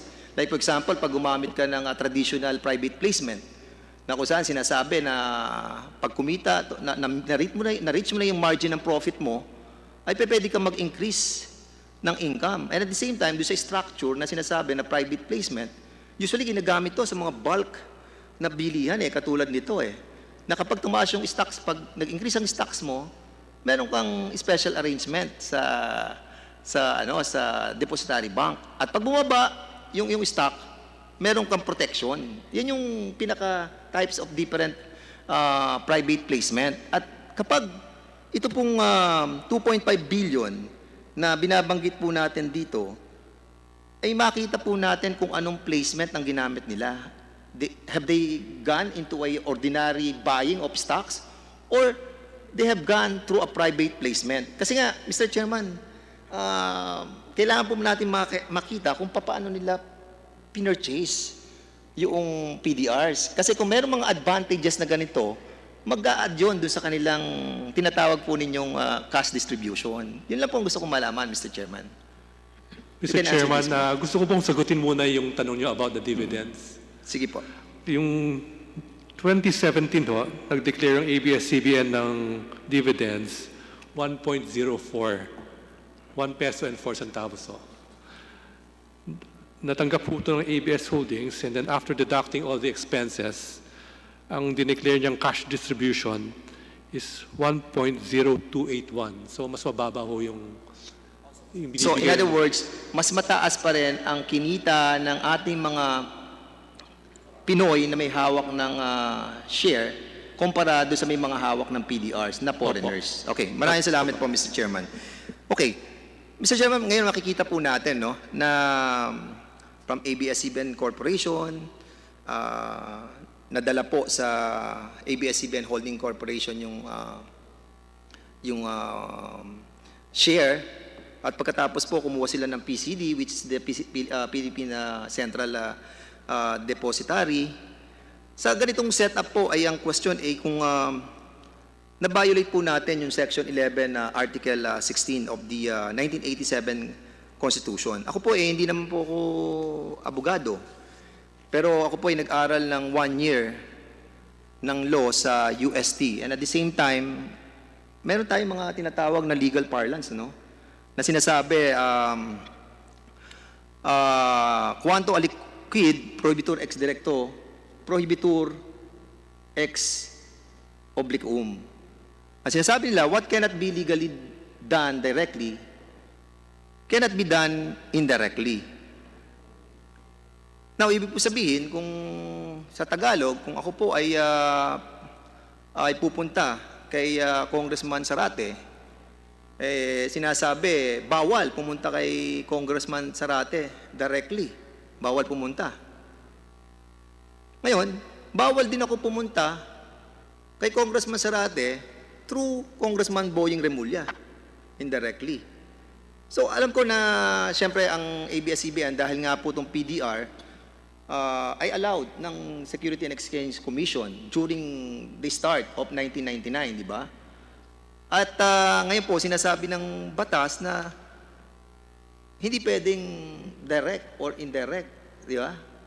Na magbenepisyo ang ating pong mga foreigners. So, ang tanong ko, Mr. Chairman, itong mga PDR holders ay since hindi sila pwede mag-own ng share, so, ano ang pwede nilang maging benepisyo lamang? Yung pong tinatawag na cash distribution. Yun lang po ba ang kanilang nagiging benepisyo sa pagbili ng PDRs, Mr. Chairman? Attorney Castillo. Ang kanila pong, ang ibig ko po sabihin ay ito po bang benepisyo sa pagkita lamang ang nagiging karapatan ng PDR holders ng mga foreigners. In other words, wala na silang other na rights. Hindi na sila pwedeng bumoto, hindi na sila pwedeng makaalam sa mga polisiya, hindi sila pwedeng sa lahat ng management. So, wala silang karapatang yon. Ang karapatan lang nila, cash distribution lang kayo. Cash distribution po, and kasi traded po yan sa merkado, kung tumaas ang value ng PDR, pwede po silang mag-dispose sa stock exchange. So, dalawa ang karapatan nila, Mr. Chairman. Ang karapatan nila, isa, para doon sa cash distribution na nakukuha nila, parang dividends o parang kita, at yung pangalawa is to hold and dispose of the PDR po. PDRs. Ngayon, ang tanong po, dito kasi sa section 3.1.2 na sinasabi sa Security and Exchange Commission, sa tinatawag po nating implementing rules and regulation ng Security Regulation Code, Republic Act 8799, ang beneficial owner daw ay sinasabi nila na any person who directly or indirectly through any contract, arrangement, or understanding has voting share or and has investment returns power.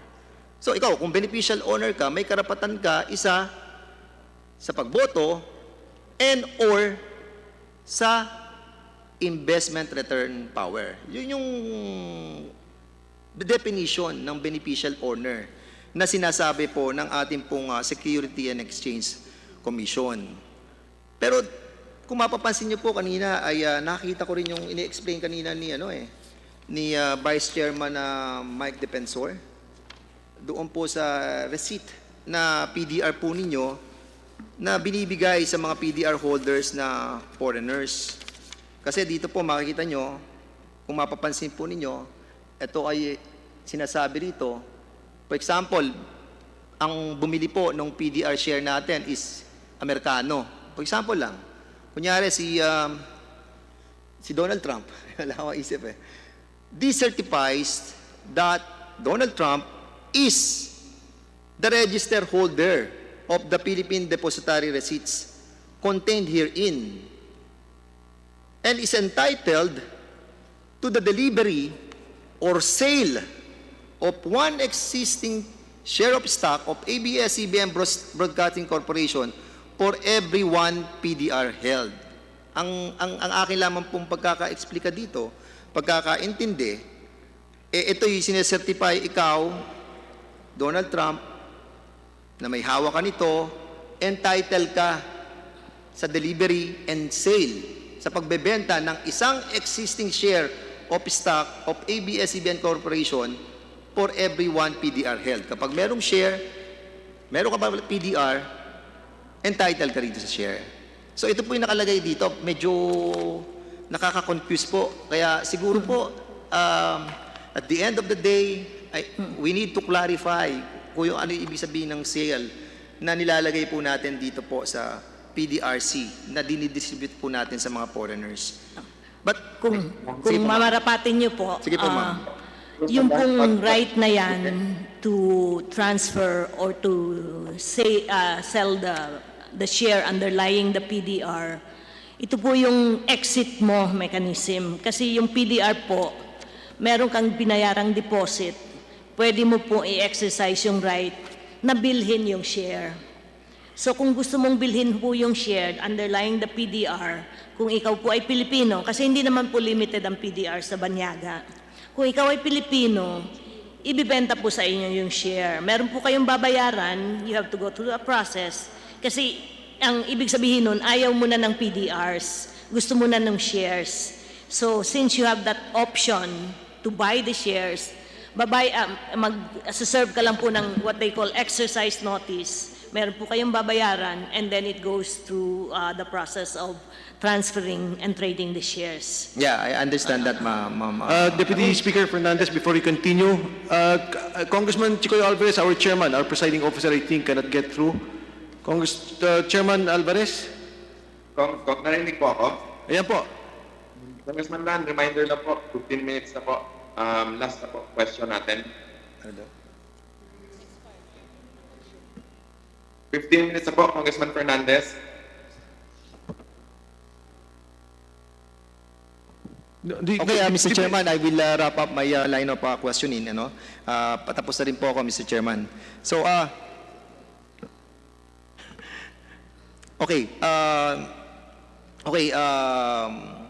going back to 1999, no? Siguro po kung ating pong mamarapatin, siyempre medyo, siguro going back to 1999, no? Naisip nyo ba na siguro sana hindi ko na lang ginamit yung PDR, no? Para hindi na nagkaroon ng konting conflict sa tinatadhana ng batas. Sana na lang ibinenta ko na lang sa ating mga mayayaman na mga negosyante na willing na bumili. Naisip nyo ba ito, Madam Chair? Kung papayagan nyo po na ituloy ko yung kanina, kung halimbawa nyo po ay banyaga, hindi qualified mag-own ng share, yun yung po sinasabi na the right to receive the proceeds of the sale. Ibibenta po yung shares para ang bibigay sa foreigner. Pera na po yan, yung proceeds. Yeah. Pero wala ho siyang partisipasyon sa pagbibenta. May proseso po sa pagbibentang yun. So wala siyang karapatan magdikta kung sino ang buyer, magkano yung presyo, anong terms ng sale. Yeah, ang sinasabi ko po, Mr. Chairman, sinasabi ko lamang po dito sa inyong PDR receipts, dapat po hindi po siya sale of one existing share of stock of ABS. Kasi confusing po yung nakalagay ditong binenta. Kapag meron kang isang PDR, may corresponding na isang share na binenta. Dapat hindi po ganun ang pagkakalagay po natin sa PDR receipts natin. Kasi kung ako foreigner, babasahin ko to, I am entitled to sale of one existing share. So, syempre, completely. Anyway, tapos na po tayo doon at naintindihan ko po yung point of view nyo po. Ang tanong ko lamang po ay, naniniwala po ba tayo that the media companies in the Philippines must observe the rule of the all Filipino rule in relation to Article 16 of Section 11 na kung saan kailangan wholly owned by the Filipino citizens. Do you believe on that, Mr. Chairman? Yes or no lang naman po yan? Yes po, naniniwala po kami dyan kasi... So, dapat po, kung naniniwala po tayo, ay na ito po ay tunay na pag-aari po ng mga Filipino citizens. Naniniwala po tayo na kapag ito'y pag-aari ng mga Pilipino, dapat ito'y walang bahid ng anumang pag-aalinlangan. Di po ba? At dapat po, kung ito po ay pag-aari ng ABS-CBN, pag tinanong kayo, ABS-CBN, yan po ba ay truly and completely owned by Filipino citizens? Dapat po walang ifs, dapat walang buts, di ba? Oo, pag-aari namin to completely, absolutely, 100%. Pero, meron kaming inisyong PDRs na kung saan na-issue namin sa mga banyaga.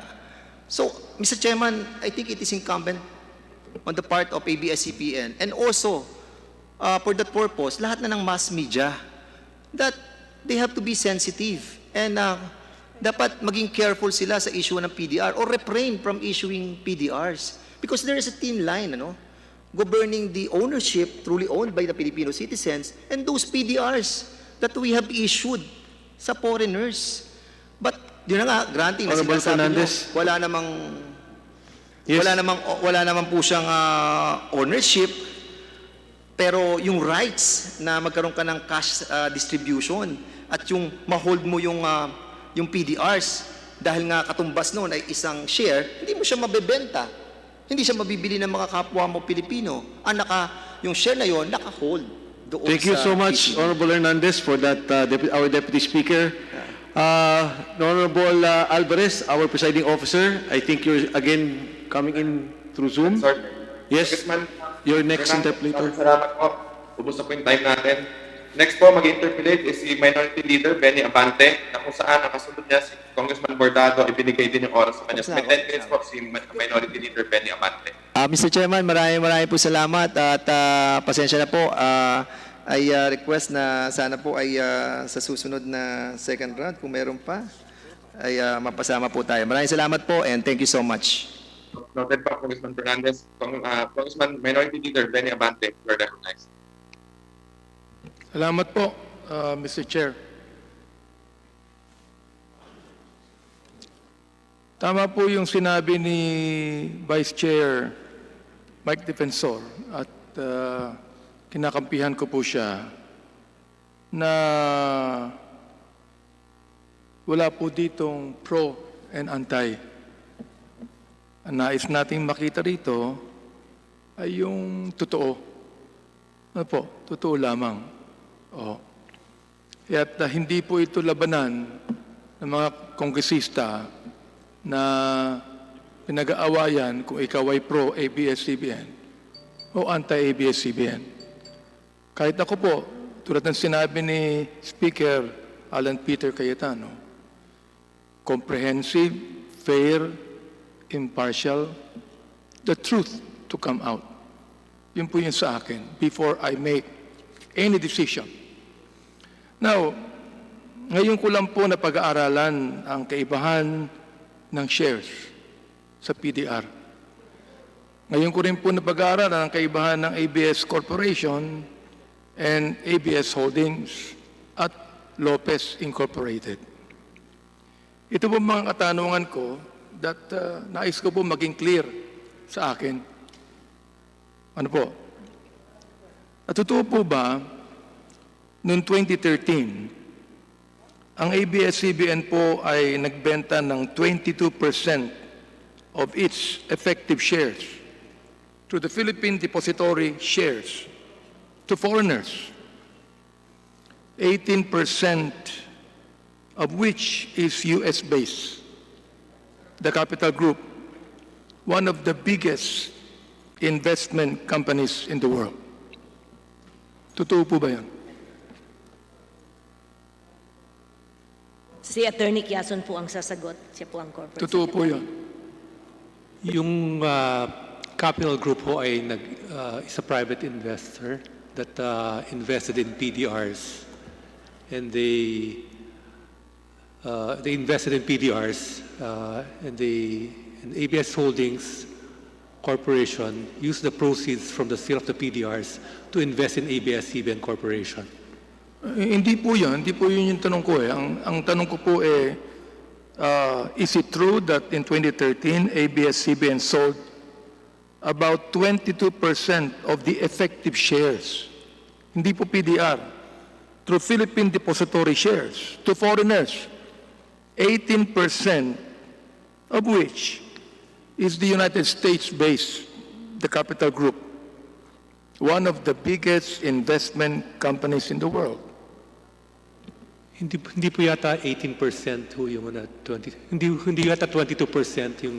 Or whether it be hindi 22 o 18, pero kayo po ba ang ABS-CBN nagbenta po ng ilang percent ng effective shares sa Capital Group? Hindi ho ang ABS-CBN. A foreign corporation. Mr. Chairman, hindi ho po ang ABS-CBN ang nagbenta sa Capital Group. It's Sino po? ABS-CBN Holdings Corporation that sold PDRs. So hindi po ito shares, kundi PDR po ito. Opo. Okay, therefore, kung PDR po ito, you did not in any way violated the 1987 Constitution, which says that ownership and management of mass media shall be limited to the citizens of the Philippines or to corporations, cooperatives, or associations wholly owned and managed by such citizens. Yes, sir. So malinis po ang inyong sagot doon na wala kayong violation. Yes, sir. Sapagkat PDR ang binenta nyo. Yes, sir. Hindi shares. Not shares, Your Honor. All right. At ABS Holdings so ang nagbenta, hindi yung ABS-CBN Corporation. Meron po ba kayong pwedeng kopyang ibigay sa amin that ang binenta nyo sa Capital Group ay PDR? Maghahanap po kami ng yung stock certificate. Importante po yan para makita po natin. There's no question that you did not actually sell shares, but you sold PDRs. Hahanapin ho namin yung PDR certificate na kung issue inyong may sasubmit po sa committee, mas maganda po yun so that meron kayong ebidensya to show that you did not, the ABS-CBN Corporation did not sell shares. But it is the ABS-CBN Holdings na nagbenta ng PDR. Pwede mo ba yun? Opo, we'll submit that. Okay. How about the Lopez Incorporated? Did Lopez Incorporated get paid when it transferred to ABS-CBN Holdings 132 million ABS-CBN shares before the closing of the PDR's offering? Totoo po ba yan? Nabayaran po ang Lopez Inc. nung... Ano po yan?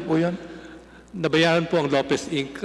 Nung tinransfer niya ho yung shares to ABS Holdings Corporation.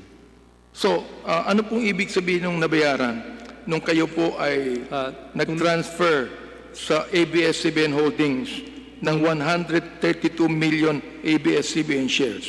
Noong 1999 ho, yung Lopez Inc. ho, siya may hawak ho ng most of the ABS-CBN Corporation shares. So yung ibang shares ho niya, nilipat ho niya sa ABS Holdings Corporation. Utang muna ho yun ng ABS Holdings Corporation. Then when ABS Holdings Corporation offered the PDRs to the public, yung proceeds ho noon, pinambayad ho ng ABS Holdings Corporation sa Lopez Inc. for those shares that were transferred. Okay. Ito po bang 132 million PDRs with an issue value each of 46 pesos or in monetary terms, 6.72 billion. Yun po ba yun? Hindi ko...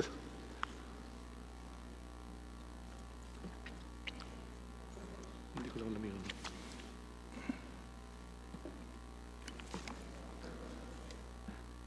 Hindi ko lang kung compute kung ano, but it's 46 times 130. Or more or less, more or less.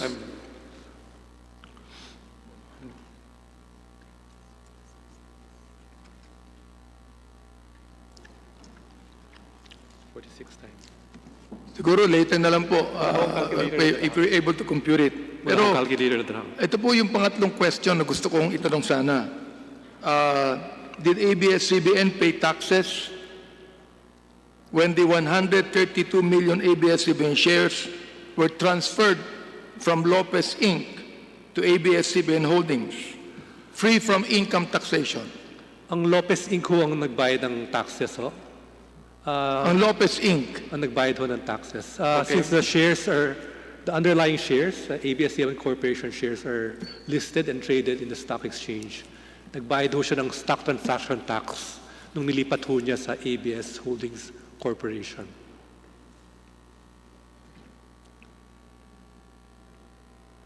So ang bayad ho niya is stock transaction tax. Nun ho yata is 1/4 of 1%. Okay.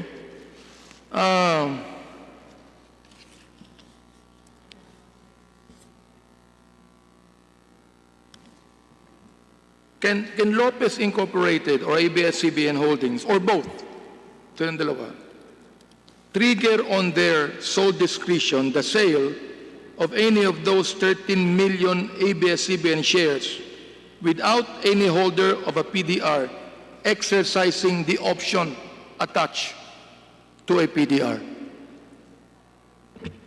Hindi po, kasi po naka-pledge po yung mga shares. So hindi po pwedeng ibenta. Naka-ano po? Naka-pledge po. Naka-pledge. Yung po ang security ng PDR holders. Okay. Maganda po yung napakalinaw para po makita po natin lahat ng mga bagay na ito. Ano po? And we're not biased to anything else, but we'd like to be objective in everything that we're doing here. Di po ba? Okay. Now, nung pong PDRs ay naibenta, who was the government agency that authorized the investment instrument? Registered po siya under the Securities Regulation Code at ang agency po ng gobyerno ay Securities and Exchange Commission. Okay. So therefore, the authorized agency is the Securities and Exchange Commission. Opo. Opo. And sa SEC po, wala silang nakita anumang violation ng ABS-CBN ito. Wala po. Sapagkat inalaw kayo di ba? Kasi inaprubahan po nila. At any point, pagkatapos ng sale ng mga PDRs, did any government agency question the validity of these PDRs or withdrew their authorization? Wala po, kasi the registration continues to be in effect. Pati po yung listing. So, valid pa ibig po yun. sabihin po niyan that wala silang nakitang anuman na violation na ginawa ninyo. And you did it in good faith. Opo, wala po. And in good faith po, kami po ay sumusunod sa lahat ng kanilang patakaran. So, Because if it's not nagdi-disclose in po good kami. faith, hindi po pwedeng payagan ng Securities and Exchange Commission. Ano po? Opo, opo. So, ngayon lang po, it is only now that this is being questioned or subject of inquiry. Totoo po yun. Okay. Now, alam nyo, hindi lang po ito para sa ABS-CBN. Alright. Ginamit lang po siguro kayo para lahat po ng mga corporation and mass media corporation should realize ang mga bagay na ito. Ano po? Oo. Now, if in the course of these congressional hearings, it is proven that these PDR's investment instruments violated the constitutional restrictions on foreign ownership of media or Congress, requires you to buy back the shares. Are you willing to do it? Kung kami po ay orderin ng korte, susunod naman po kami. So, Kung orderin ng korte. Kasi Pero po you would not ang initiate, you would not do it yourself. If this committee has proven Naniniwala ba kayo that the committee will not prove this at all? Yeah. Mr. Chair, with regards to the PDR, our sentiment po is that we acted in good faith by going to the SEC to secure approval before offering it to the public. And at that time, the SEC agreed that the instrument was legal. Pero po, if the SEC or a court of law or even Congress wishes to disqualify the use of PDRs equally across the entire media industry, then ABS will be willing to modify, alter, or comply with the order if so directed. Only by orders of the court. The court, the SEC, or Congress.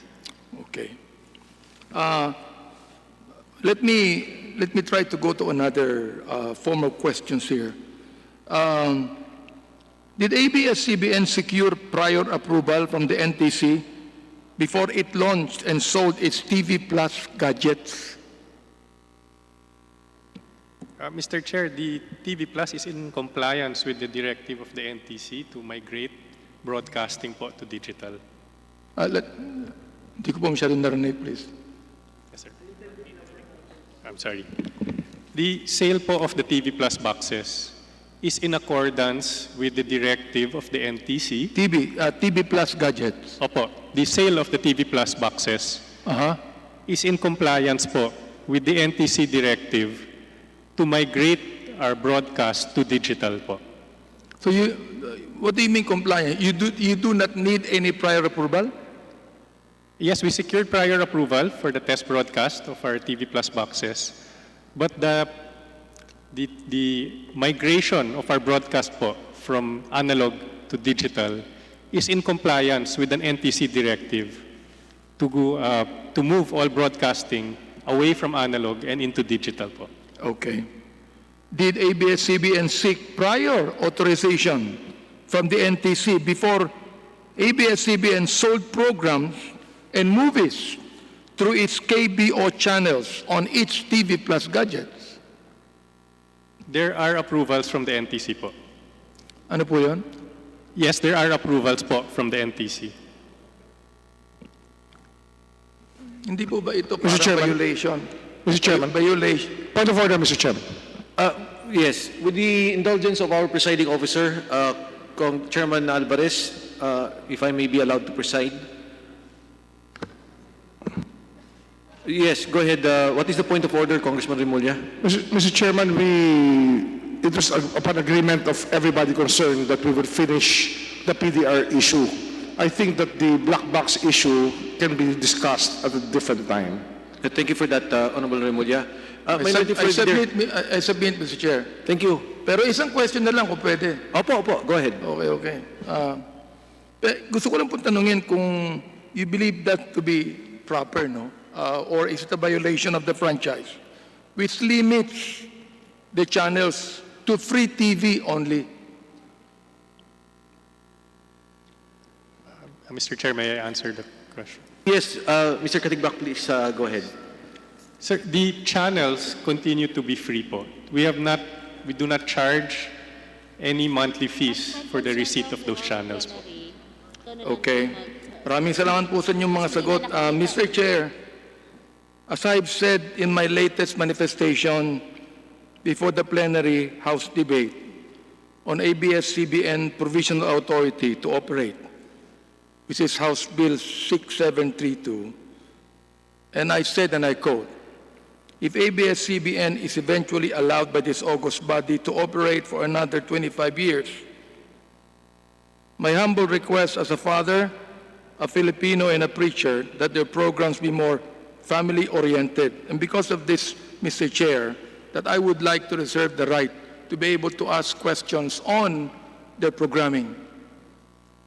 Yes, the Honorable Minority Leader. On the other, yes. After the PDR, yes, the Honorable Minority Leader, there will be a time when we look into the programming of the ABS-CBN, and of course, you will be one of the first who will be asking questions on this. Thank you very much, Mr. Chair. Maraming Mr. salamat Chairman. po. Thank you. Thank you, Honorable Minority Floor Leader, and also on the question of the black box, there will be a time for that. And again, as Minority Floor Leader, as you well know, you are always the first to be recognized. The Honorable Barsaga is recognized. Just a point of reminder and clarification.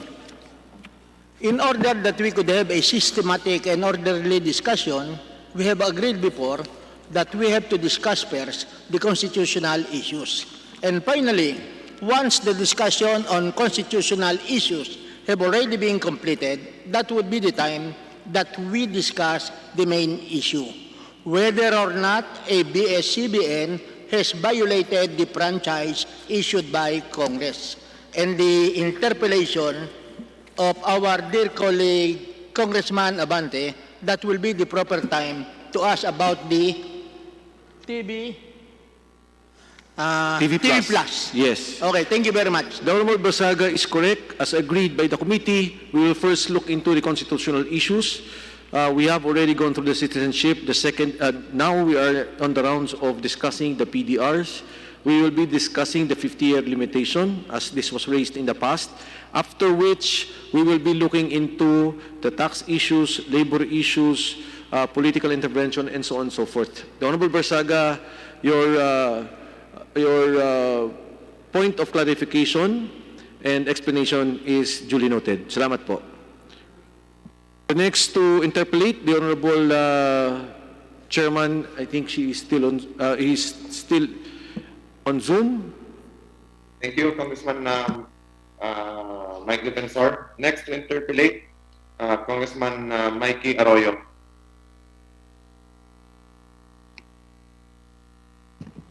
Thank you, Mr. Chairman.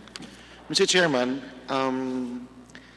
may I request that the President of ABS-CBN, my esteemed batchmate, answer my questions. It's just a matter of, these are policy questions and factual questions.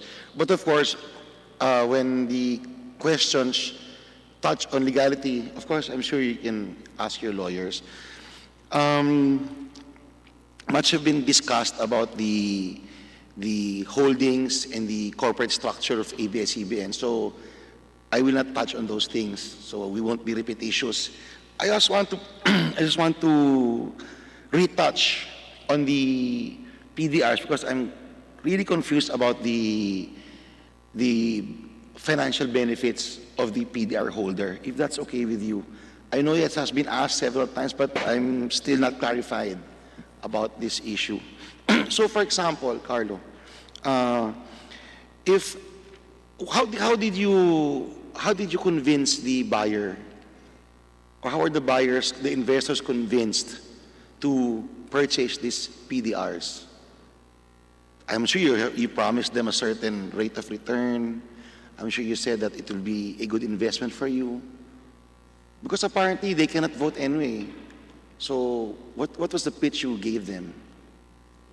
Mr. Chair, I will answer to the best of my knowledge. I was not present during the original issuance. It's just a factual question, just a policy question.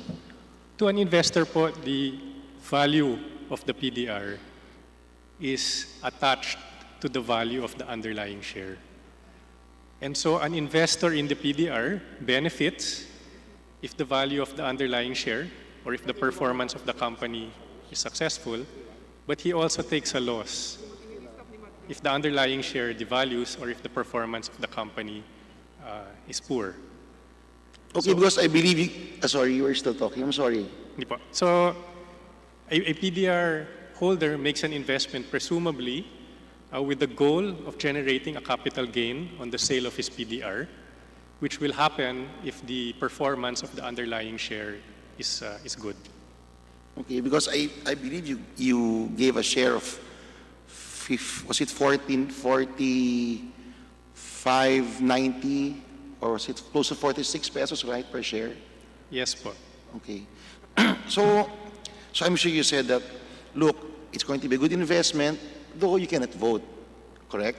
That's right. I'm sure you were very transparent in your dealings with the public. So, of course, if I was the prospective PDR buyer, I would have questions I would want to ask. For example, I will ask you, so ABS-CBN, in totality, how much are the PDRs, how much worth will the PDRs be in totality? I don't know, for the record, how much are those worth, everything, the PDRs? At 123 million plus shares plus times 46, right? Something like that. Sorry, I don't have the exact Anyway, number. are you aware if there were bulk buyers? Yes. They were bulk buyers for sure, right? Yes, Mr. Chair. What was the biggest bulk buyer, to your knowledge? How much was the biggest bulk buyer? We don't have. Please take your time.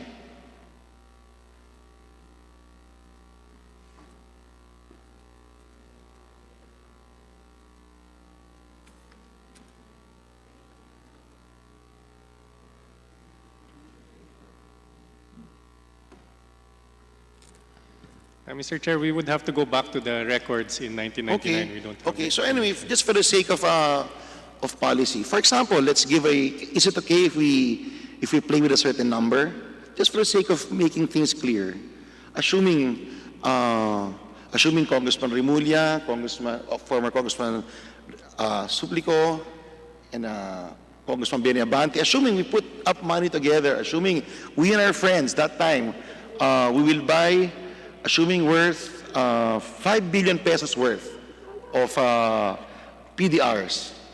So we'll say, Mr. ABS-CBN, we have 5 billion worth of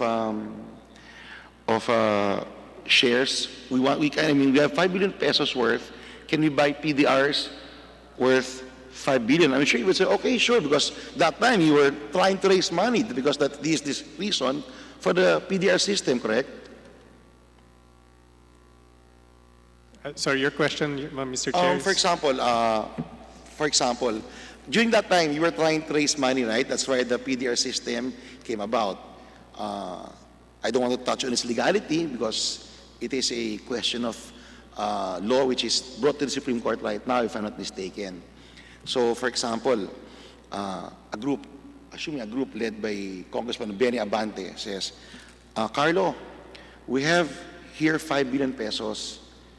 We want to buy, we're a group, we'll buy 5 billion worth of PDRs.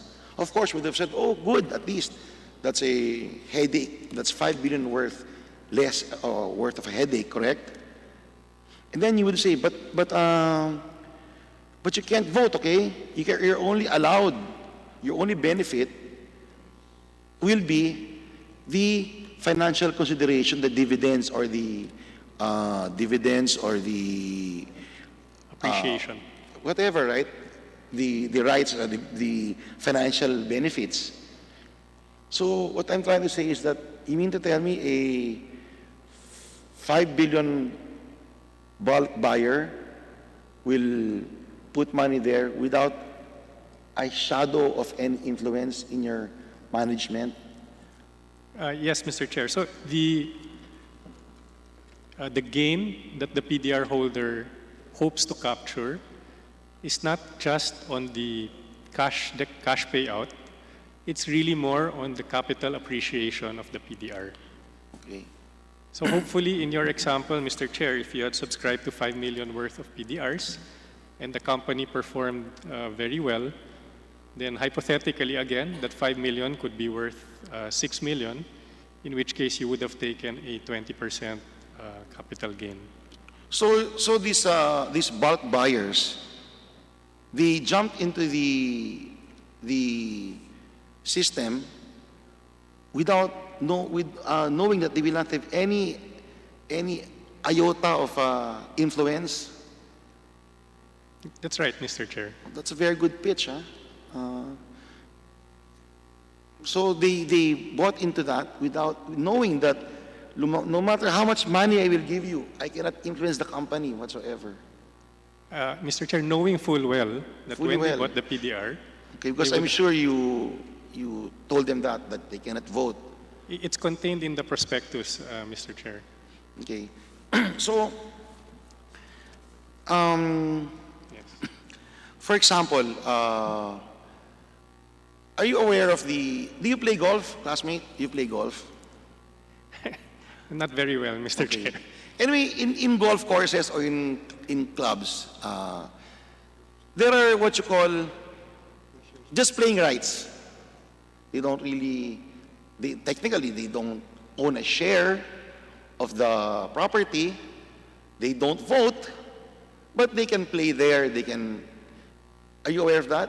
Yes, Mr. Chair. Is that similar to the PDRs or is it too far? I would say a little different because playing rights allow you the use of the facility, but you have no financial gain Okay. in your playing rights. But the point I'm trying to fathom is that if I were to give 5 billion worth of my hard-earned money and my friends' money, and I cannot influence even just a little bit, that would be very hard for me to do. But anyway, that's I guess you told them that from the very beginning that they cannot influence anyway. They cannot even vote because you know in the playing rights they can't vote, but they can certainly influence the policymakers there. They can try, right? They can try to influence the policymaker because they're already inside the system. But as you say, this is very different from the PDRs, right?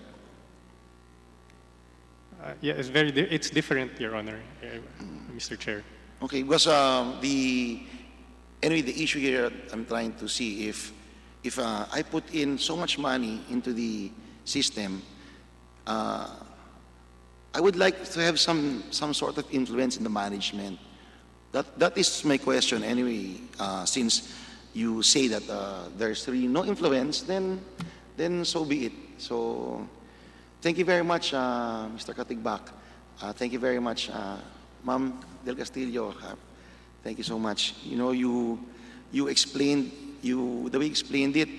At least our legislators were able to ask about ABS-CBN Holdings, Lopez Incorporation, and we saw how these corporations are tied together or not tied together.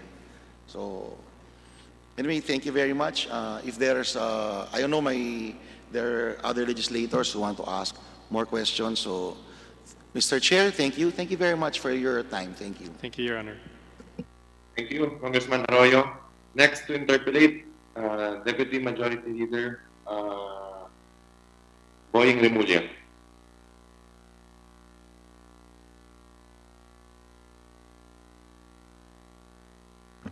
Thank you, Mr. Chairman.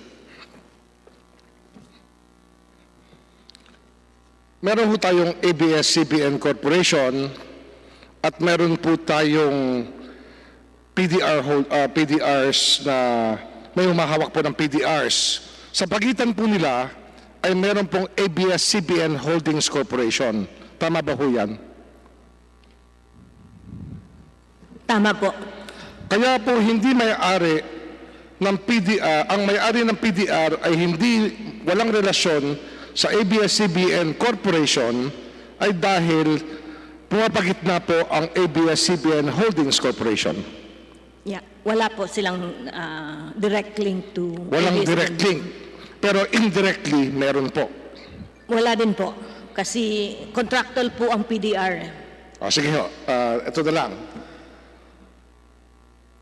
Ano po, meron ba hong cross-ownership ang ABS-CBN Corporation at ABS-CBN Holdings Corporation? Shareholder po ng ABS-CBN Broadcasting ang ABS-CBN Holdings Corporation. So, ang may-ari ng ABS-CBN ay, ang ABS-CBN Holdings po ay pag-aari talaga ng ABS-CBN Corporation. Baligtad po, yung ABS-CBN Holdings po ang nagmamay-ari ng certain shares ng ABS-CBN Broadcasting. Kaya ang ABS-CBN Holdings ay pwedeng magsabi sa ABS-CBN kung ano ang dapat gawin kung may problema ang kumpanya. Yun po ang sinasabi nyo. Totoo po, kasi shareholder po siya at may shareholder rights po siya. Ang tawag po dito sa batas, layering. Ito ba maling term o tamang term? Tama hutang termino ang layering o maling term ang layering? layering. Hindi po siya layering kasi po wala naman pong ownership ang PDR holders sa ABS-CBN Holdings. Sila lang po ay bumili ng Namamagitan, may namamagitan. Sa gitna nila, meron pong nakabalandra na hindi pwede mag-usap diretso ang PDR at ang ABS-CBN Corporation. Tama ko yun? Opo. Ngayon, bawat PDR meron pong share. Ito'y tinanong kanina, lilinawin ko lang po. No? Sa bawat PDR, merong isang share of stock ang ABS-CBN Corporation. Tama ba ho yun? Opo. Yun po ang security ng PDR holders. Kanina, binanggit nyo sa amin ang notion, ang ideya ng full beneficial ownership na naroon sa ating Securities Regulation Code sa ating batas. Yung full beneficial ownership, ang sinasabi, hindi ka lang bumoboto, ikaw rin ang nagmamay-ari ng, sa iyo rin pupunta lahat ng kita, dividendo, at pwede mong ibenta yung iyong share of stock anytime. Tama ba ho yun? Yung dividendo po, hindi... Hindi dividendo. Ang tinatanong ko ho, yung pag-aari po ng isang tao ng share of stock, full beneficial ownership, ang ibig sabihin nun, pwede niyang ibenta at pwede siyang kumuha ng kita. Tama ba ho yun? Opo. Ngayon, ang may-ari po ng PDR, sa likod po ng bawat PDR isang share of stock. Yun po ang... Nasa pangalan po ang share of stock ng Lopez Holding, ng ABS-CBN Holdings. ABS-CBN Holdings. Siya po ang owner of record ng share of stock. Opo. Ngayon, pwede ba hong ibenta ng ABS-CBN Holdings yung share of stock na nakalakip sa PDR? Hindi po kasi po naka-pledge po siya. Oho. Pwede lang ho siya ibenta pag inutos ng may-ari ng PDR at siya ay Pilipino man o dayuhan, gusto nilang perahin, pwede ho nilang utusan ang holdings, ang issuer, na ibenta ang shares of stock. Tama ho yun? Opo, one of his rights po is to cause the sale. So pag ganun po, ang ibig sabihin, nawala na po ang poder ng ABS-CBN Holdings sa kanyang share of stock kasi nakasangla, doon ang pwede na mag-utos yung PDR holder na ibenta ang share of stock. Ganun na din po ang nangyayari. Ayun lalabas, no? Oho. Ngayon, kapag ang kita, may dividendo, ang retained earnings, dineclare po ang dividendo ng ABS-CBN Corporation. Saan po pupunta ang dividendo? Sa ABS-CBN Holdings po. Ito po yung sa PDR, pinag-uusapan natin, no? Ito, pinag-uusapan po natin to sa ideya na meron pong PDR. Oo. Pero ang ABS-CBN Broadcasting po, ang binibigyan lang niyan dividendo, yung kanya lang mga shareholders. Oho, bibigyan ng dividendo ang shareholder. Kaya on record, ang may-ari na share, ABS-CBN Holdings, nakuha niya ang dividendo. Opo. At may PDR sa likod. Ang sabi ng ABS-CBN Holdings, gusto ko gastusin yung pera. Kumita, nasa pangalan ko yan. Pwede ba niyang gawin yun? Pwede po, kasi kanya po yung pera, pero he entered po into a contractual Pero agreement. ihinantrata na ang perang yun ay pupunta sa PDR owner, menos lang ang kita at kaltas na lumalaban na nakikitain ng ABS-CBN Corporation. Holdings. Opo, kasi po yun ang kanyang contractual commitment. Pero hindi po lahat dahil yung kanya pong expenses at yung kanyang mga gastusin at mga kailangan ay kailangan munang mauna. Magkano po, ilang porsyento po ang lumalabas na expenses o kaya gastos pagka nagbenta ang isang may-ari ng PDR para makuha niya ang kita na dividendo na nanggaling sa ABS-CBN Corporation? Depende po yan kasi hindi naman ho pare-pareho. Meron pong mga commissions at meron pong ibang expenses. Ang nakukuha po nila, nakukuha nilang pera, ay nanggaling po sa dividendo. Tama ho yun? Ganon din po yun kasi nga po, it's a holding company. Yun po ang source ng income ng holding company. Ang ideya po ng PDR sa ibang bansa, diretsong kumikita ng dividendo ang may hawak ng PDR. Tama ba ho yun? Hindi ko po masasagot yon kasi jurisdiction po nila yon. Nga, pero pagka binasa po natin ang mga pangyayari sa ibang bansa, tinignan natin ang definisyon ng PDR, kahit saan sa mundo, ang definisyon, ang kumikita na dividendo ay ang PDR. Sa ibang bansa po. As I said po, laws and jurisdiction yan ng ibang country. Philippine pero lawyer siyempre, lang po ako. let us take judicial notice of that, Mr. Chairman, kasi mahalaga na makita natin ang pagkagawa ng PDR na to.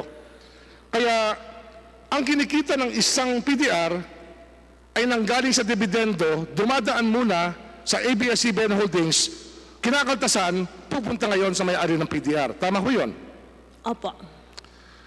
Magkano ho yung kaltas? Ilang porsyento po ang kaltas? Porsyento ba ho ito? Paano ba ho kinocompute ang kaltas sa kita ng isang share of stock pinanggaling sa ABS-CBN Corporation, hinawakan ng ABS-CBN Holdings at bibigay yung kita sa pangatlo, sa PDR holder? Magkano po ilang porsyento ang kinakaltas ng ABS-CBN Holdings? Mr. Chairman,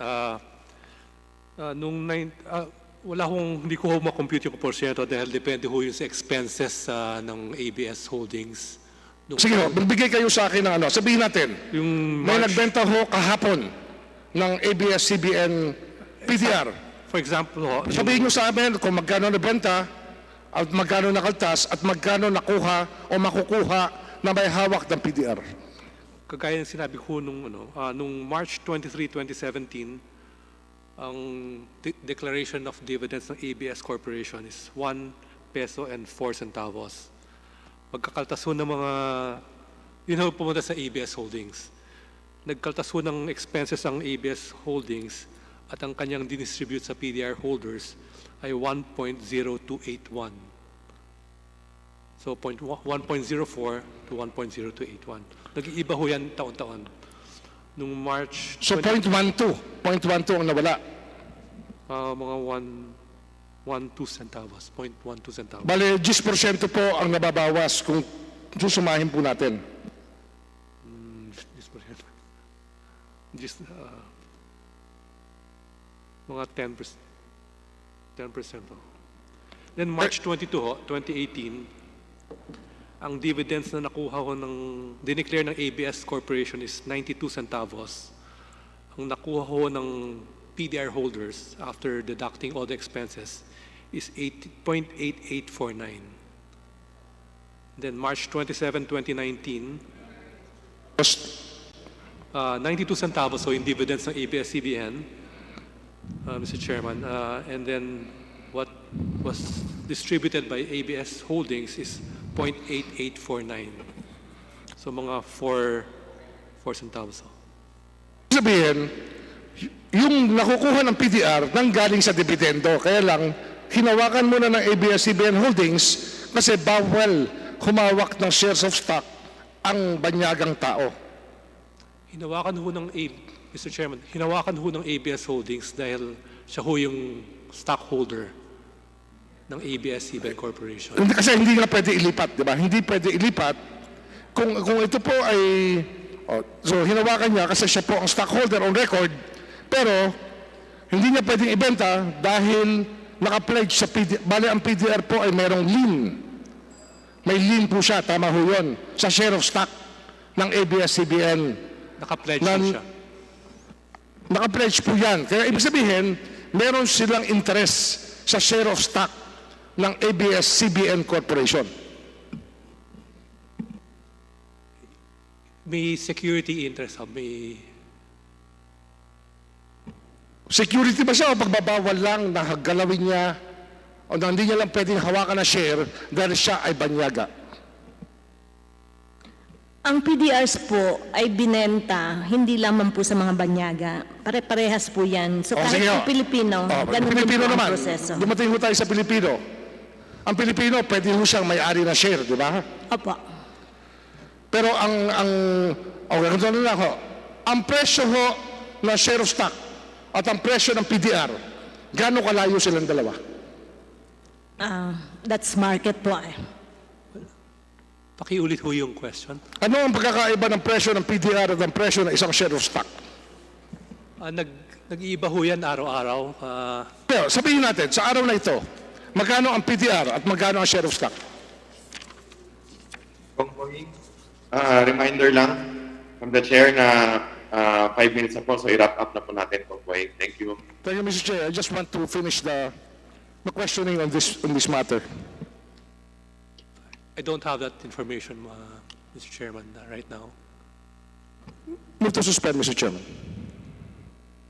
Hearing suspended. Forget the answer of the price.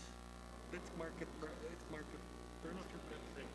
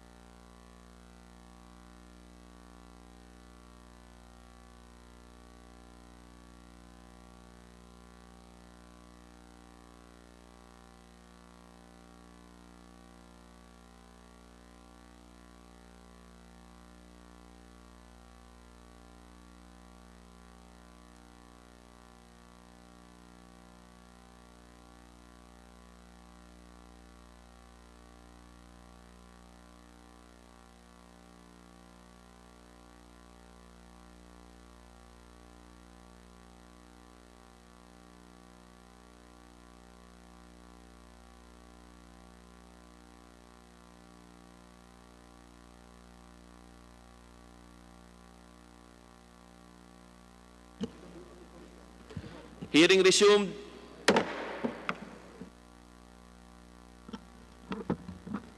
So ngayong araw po, 15 pesos at 66 sentimo ang isang ABS-CBN share at 15 pesos ang isang PDR. Ang pagkakaiba iba lang ho nila, kaltas.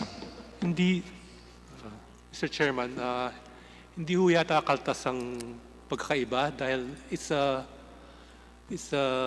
market price. It means that market forces ho nagdedetermine ng price. Pero hindi ho nagkakalayo ang presyo. Hindi po nagkakalayo. Sapagkat isa lang ang pinanggagalingan nila. Tama ho yun. Dahil ho, yung isa ho is a derivative of the share. And the value of a derivative depends on the performance of the underlying Ibig sabihin, financial derivative lang ang PDR na isang share of stock. Yes, sir. Yes, sir. Kaya ang ibig sabihin, pag financial derivative ang PDR na isang share of stock, halos ikaw ang may-ari, kaya lang hindi ka nakarehistro. Hindi po ganun ang konsepto nun kasi hindi po siya nagmamay-ari ng shares. It's a financial instrument po. Malinaw na ho yun. Kasi nga, kaya nagsinimulan ko po ang aking tanong sa layering. Layering po. Kasi alam naman natin, tayo mga abogado rin po ako eh. Naintindihan ko po yung ginagawa ng mga abogado eh. Tinanong ho kayo ng inyong kliyente, paano ba kami makakapagbenta nito sa open market? At ang sabi naman natin sa kliyente natin, ito ang paraan. Kaya lang, siyempre may risk yan. Yan lang po, Mr. Chairman. Salamat po. Thank you, Congressman Limurlia. Thank you, Kong Boy. Ang next mag-interpellate ay si Congressman Edsel Lagman. At para sa informasyon ng ating mga members, binigay po ni Congressman Kit Belmonte at Congressman Paduano ang kanilang oras para kay Congressman Lagman. Congressman Lagman, you have a total of 15 minutes. You may have the floor now. Okay. Hello. Pwede na po. Thank you, Joint Chairman, and thank you to Congressman Kit Belmonte and Congressman Guano for giving to me the respective times. These questions may be answered by any of the resource persons of ABS-CBN Corporation and ABS-CBN Holdings Corporation. Can I proceed, Mr. Chairman?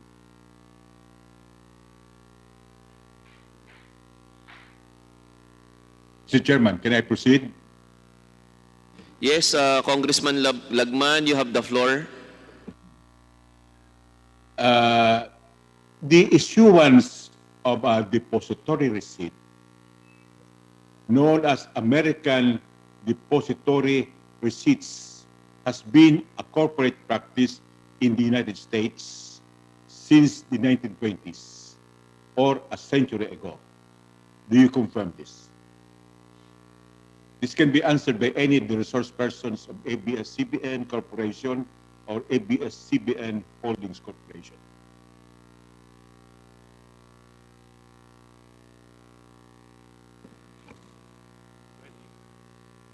Mr. Chair, tama po yun. There are also counterparts in Europe known as European Deposit Receipts. Is this correct? That's correct. And the reason or purpose for this practice or the issuance of depository receipts is to secure investment, not capital infusion or transfer of corporate ownership. Is this also correct? That's correct. In the Philippines, what triggered the issuance of PDRs? Mr. Chair, as explained earlier by Dean Del Castillo, the first PDRs were issued during a time of financial crisis. And the PDRs allowed access to foreign investors for certain Philippine enterprises which were otherwise restricted. So the PDRs allowed foreigners an economic interest only in certain Philippine investments that they would not have otherwise been allowed to directly invest in. That is correct. That was already mentioned previously by Attorney Del Castillo. And this practice of PDRs in the Philippines, just to restate, was the effect of the 1997 Asian financial crisis, because the traditional sources of financing or investments had been eroded.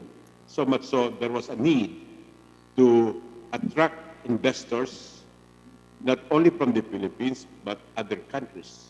Is that correct? That's correct. I am informed that in 1988, PLDT issued similar instruments known as Global Depository Receipts and later as American Depository Receipts because the majority of the investors came from the United States or were foreigners. Is this correct? That's correct. Consequently, the issuance of Philippine Deposit Receipts or PDRs is not an innovation made by ABS-CBN. Is that correct? That's correct. In other words, this is an established corporate practice after the 1997 Asian financial crisis, so much so that other media networks are likewise issuing their own PDRs. Is this correct? Yeah. Yes, Your Honor, that's correct. This is known as Philippine Deposit Receipts. Why is it called deposit? What is deposited? The underlying shares are deposited with a depositary and located in the Philippines. It is my understanding that a Philippine deposit receipt is an investment instrument that allows the public to invest in the performance of ABS-CBN in the stock exchange. PDRs give the holder the right to receive dividends or what is called cash distribution from the issuer and the right to convert the PDRs to shares of the stock but only if or C is qualified. Is this also correct? Your Honor, if I could clarify, the PDR holders do not have a right to the dividends. The dividends belong to ABS-CBN Holdings, but the PDR holders have a right to cash distributions arising from the receipt of the payments of the dividends. Okay, so these are discussed distributions are derivative or derived from dividends received by the issuer after deducting the cost of operation and other expenses. Is that correct? Opo, that's correct, Your Honor. In other words, PDR is an instrument of investment, not an evidence of corporate ownership. Do you confirm that? That's correct, Your Honor. And in fact, Your Honor, that's specifically written in the PSA rules that they are not evidence of ownership. I will go to that. We will have to cite the necessary documents. Section 11(1) of Article 16 of the Constitution provides that, and I quote, the ownership and management, underscoring ownership and management of mass media shall be limited to citizens of the Philippines or to corporations, cooperatives, or associations fully owned and managed by such citizens. Under this provision, the 100% Filipino requirement refers to 1, ownership, and 2, management of mass media. Is this correct? That's correct, Your Honor. PDRs are not invested with or entitled of voting rights and full beneficial ownership. Is that correct? That's correct. They are only entitled to cash distributions and the proceeds of the sale. All other rights of a stockholder belong to the PDR issuer. Consequently, PDR holders are not owners of ABS-CBN, and they do not participate in the management of ABS-CBN. Is that correct? That's exactly correct, Your Honor.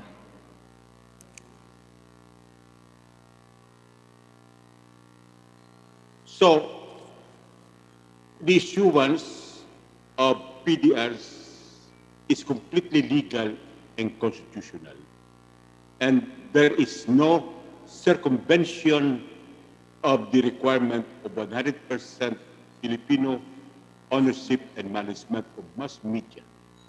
Is that correct? That's correct, Your Honor. The SEC has approved all issuances of PDRs of ABS-CBN. And a PDR is not equivalent to a shareholding. Is that correct? That's correct. Is the issuance of a PDR akin to a pledge? Not exactly, Your Honor, but the issuance of a PDR represents a contractual obligation to deliver cash distributions arising from the underlying shares. That contractual obligation is secured by a pledge over the underlying shares. So it is a pledge. And then we all know that in a contract of pledge, the ownership of the property or asset pledge is still the pledgor and not the pledgee. Is that correct?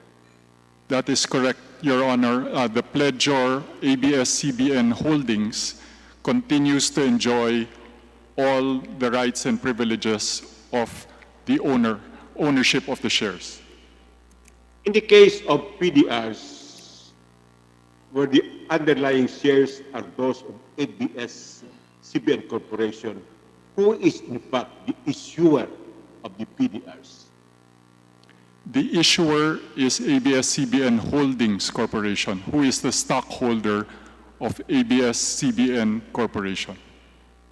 Then what is the relation of ABS-CBN Corporation to ABS-CBN Holding Corporation with respect to the issuance of PDRs?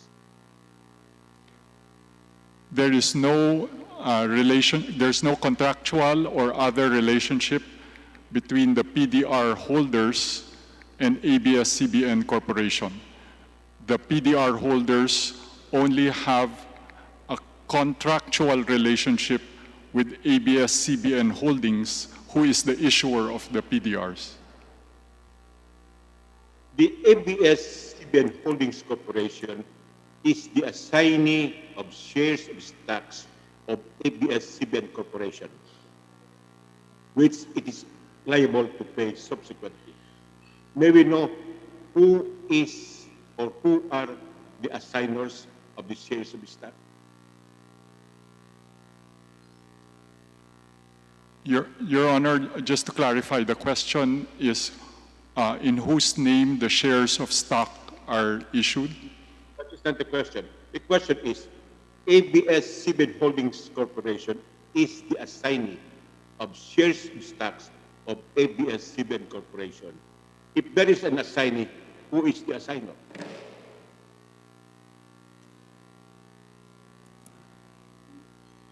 Your Honor, there is no assignment of shares that take place in the structure because the ownership remains with ABS-CBN Holdings. Those shares have not been assigned. They have only been used to secure its obligations under the PDR instrument. So, how was ABS-CBN Holdings Corporation able to acquire shares of stocks of ABS-CBN Corporation over which it constituted the PDRs? As explained earlier, Your Honor, they were bought by ABS-CBN Holdings Inc. from Lopez Inc. Can you please repeat that answer? The shares po that are owned by ABS-CBN Holdings and used as underlying shares for the PDRs were bought by ABS-CBN Holdings from Lopez Inc. Were what? I didn't Lopez Inc. po. Secondary sale po ito. They were bought by the issuer from another shareholder of ABS-CBN Broadcasting Corporation. You know, shares are transferred either as direct sale or assignment of shares subject to payment of the costs. And under what mode did ABS-CBN Holdings Corporation acquire these ABS-CBN Corporation shares of stock? Mr. Chairman, in 1999, Lopez Inc. assigned some of its shares to ABS Holdings Corporation. And this was booked as a liability from Lopez Inc. I think that is the correct answer. These shares were assigned by Lopez Corporation to ABS-CBN Holdings Corporation. And these assigned shares were constituted by ABS-CBN Holdings Corporation as PDRs. Now,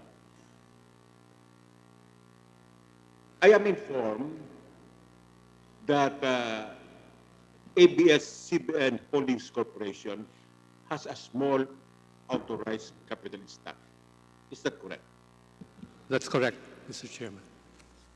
Under this circumstance, is there any prohibition that the ABS-CBN Holding Corporation cannot receive assignments of ABS-CBN Corporation's stock subject to the liability to pay? Mr. Chairman, there is none. There is none. As an assignee of the shares of ABS-CBN Corporation, is there any prohibition that ABS-CBN Holdings cannot constitute PDRs over the said assigned shares? There is none, Mr. Chairman. Are PDRs considered securities? Yes, Your Honor.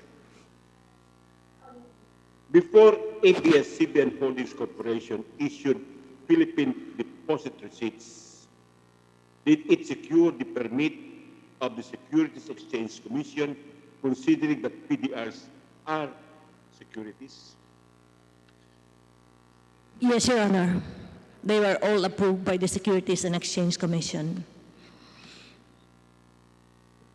Can you furnish the joint committees with a copy of that permit, which is denominated as, I quote, Certificate of Permit to Offer Securities for Sale, unquote, which more particularly reads, and I quote, this is to certify that from the date hereof, the securities of ABS-CBN Holdings Corporation, consisting of up to 272 million shares, Philippine depository receipts, have been registered and may now be issued subject to further orders of the Securities and Exchange Commission, and this is dated 4th of October 1991, signed Linda A. Dagoang, officer in charge of the Securities and Exchange Commission. Do you have a copy of that permit? Yes, Mr. Chairman, and we have submitted a copy of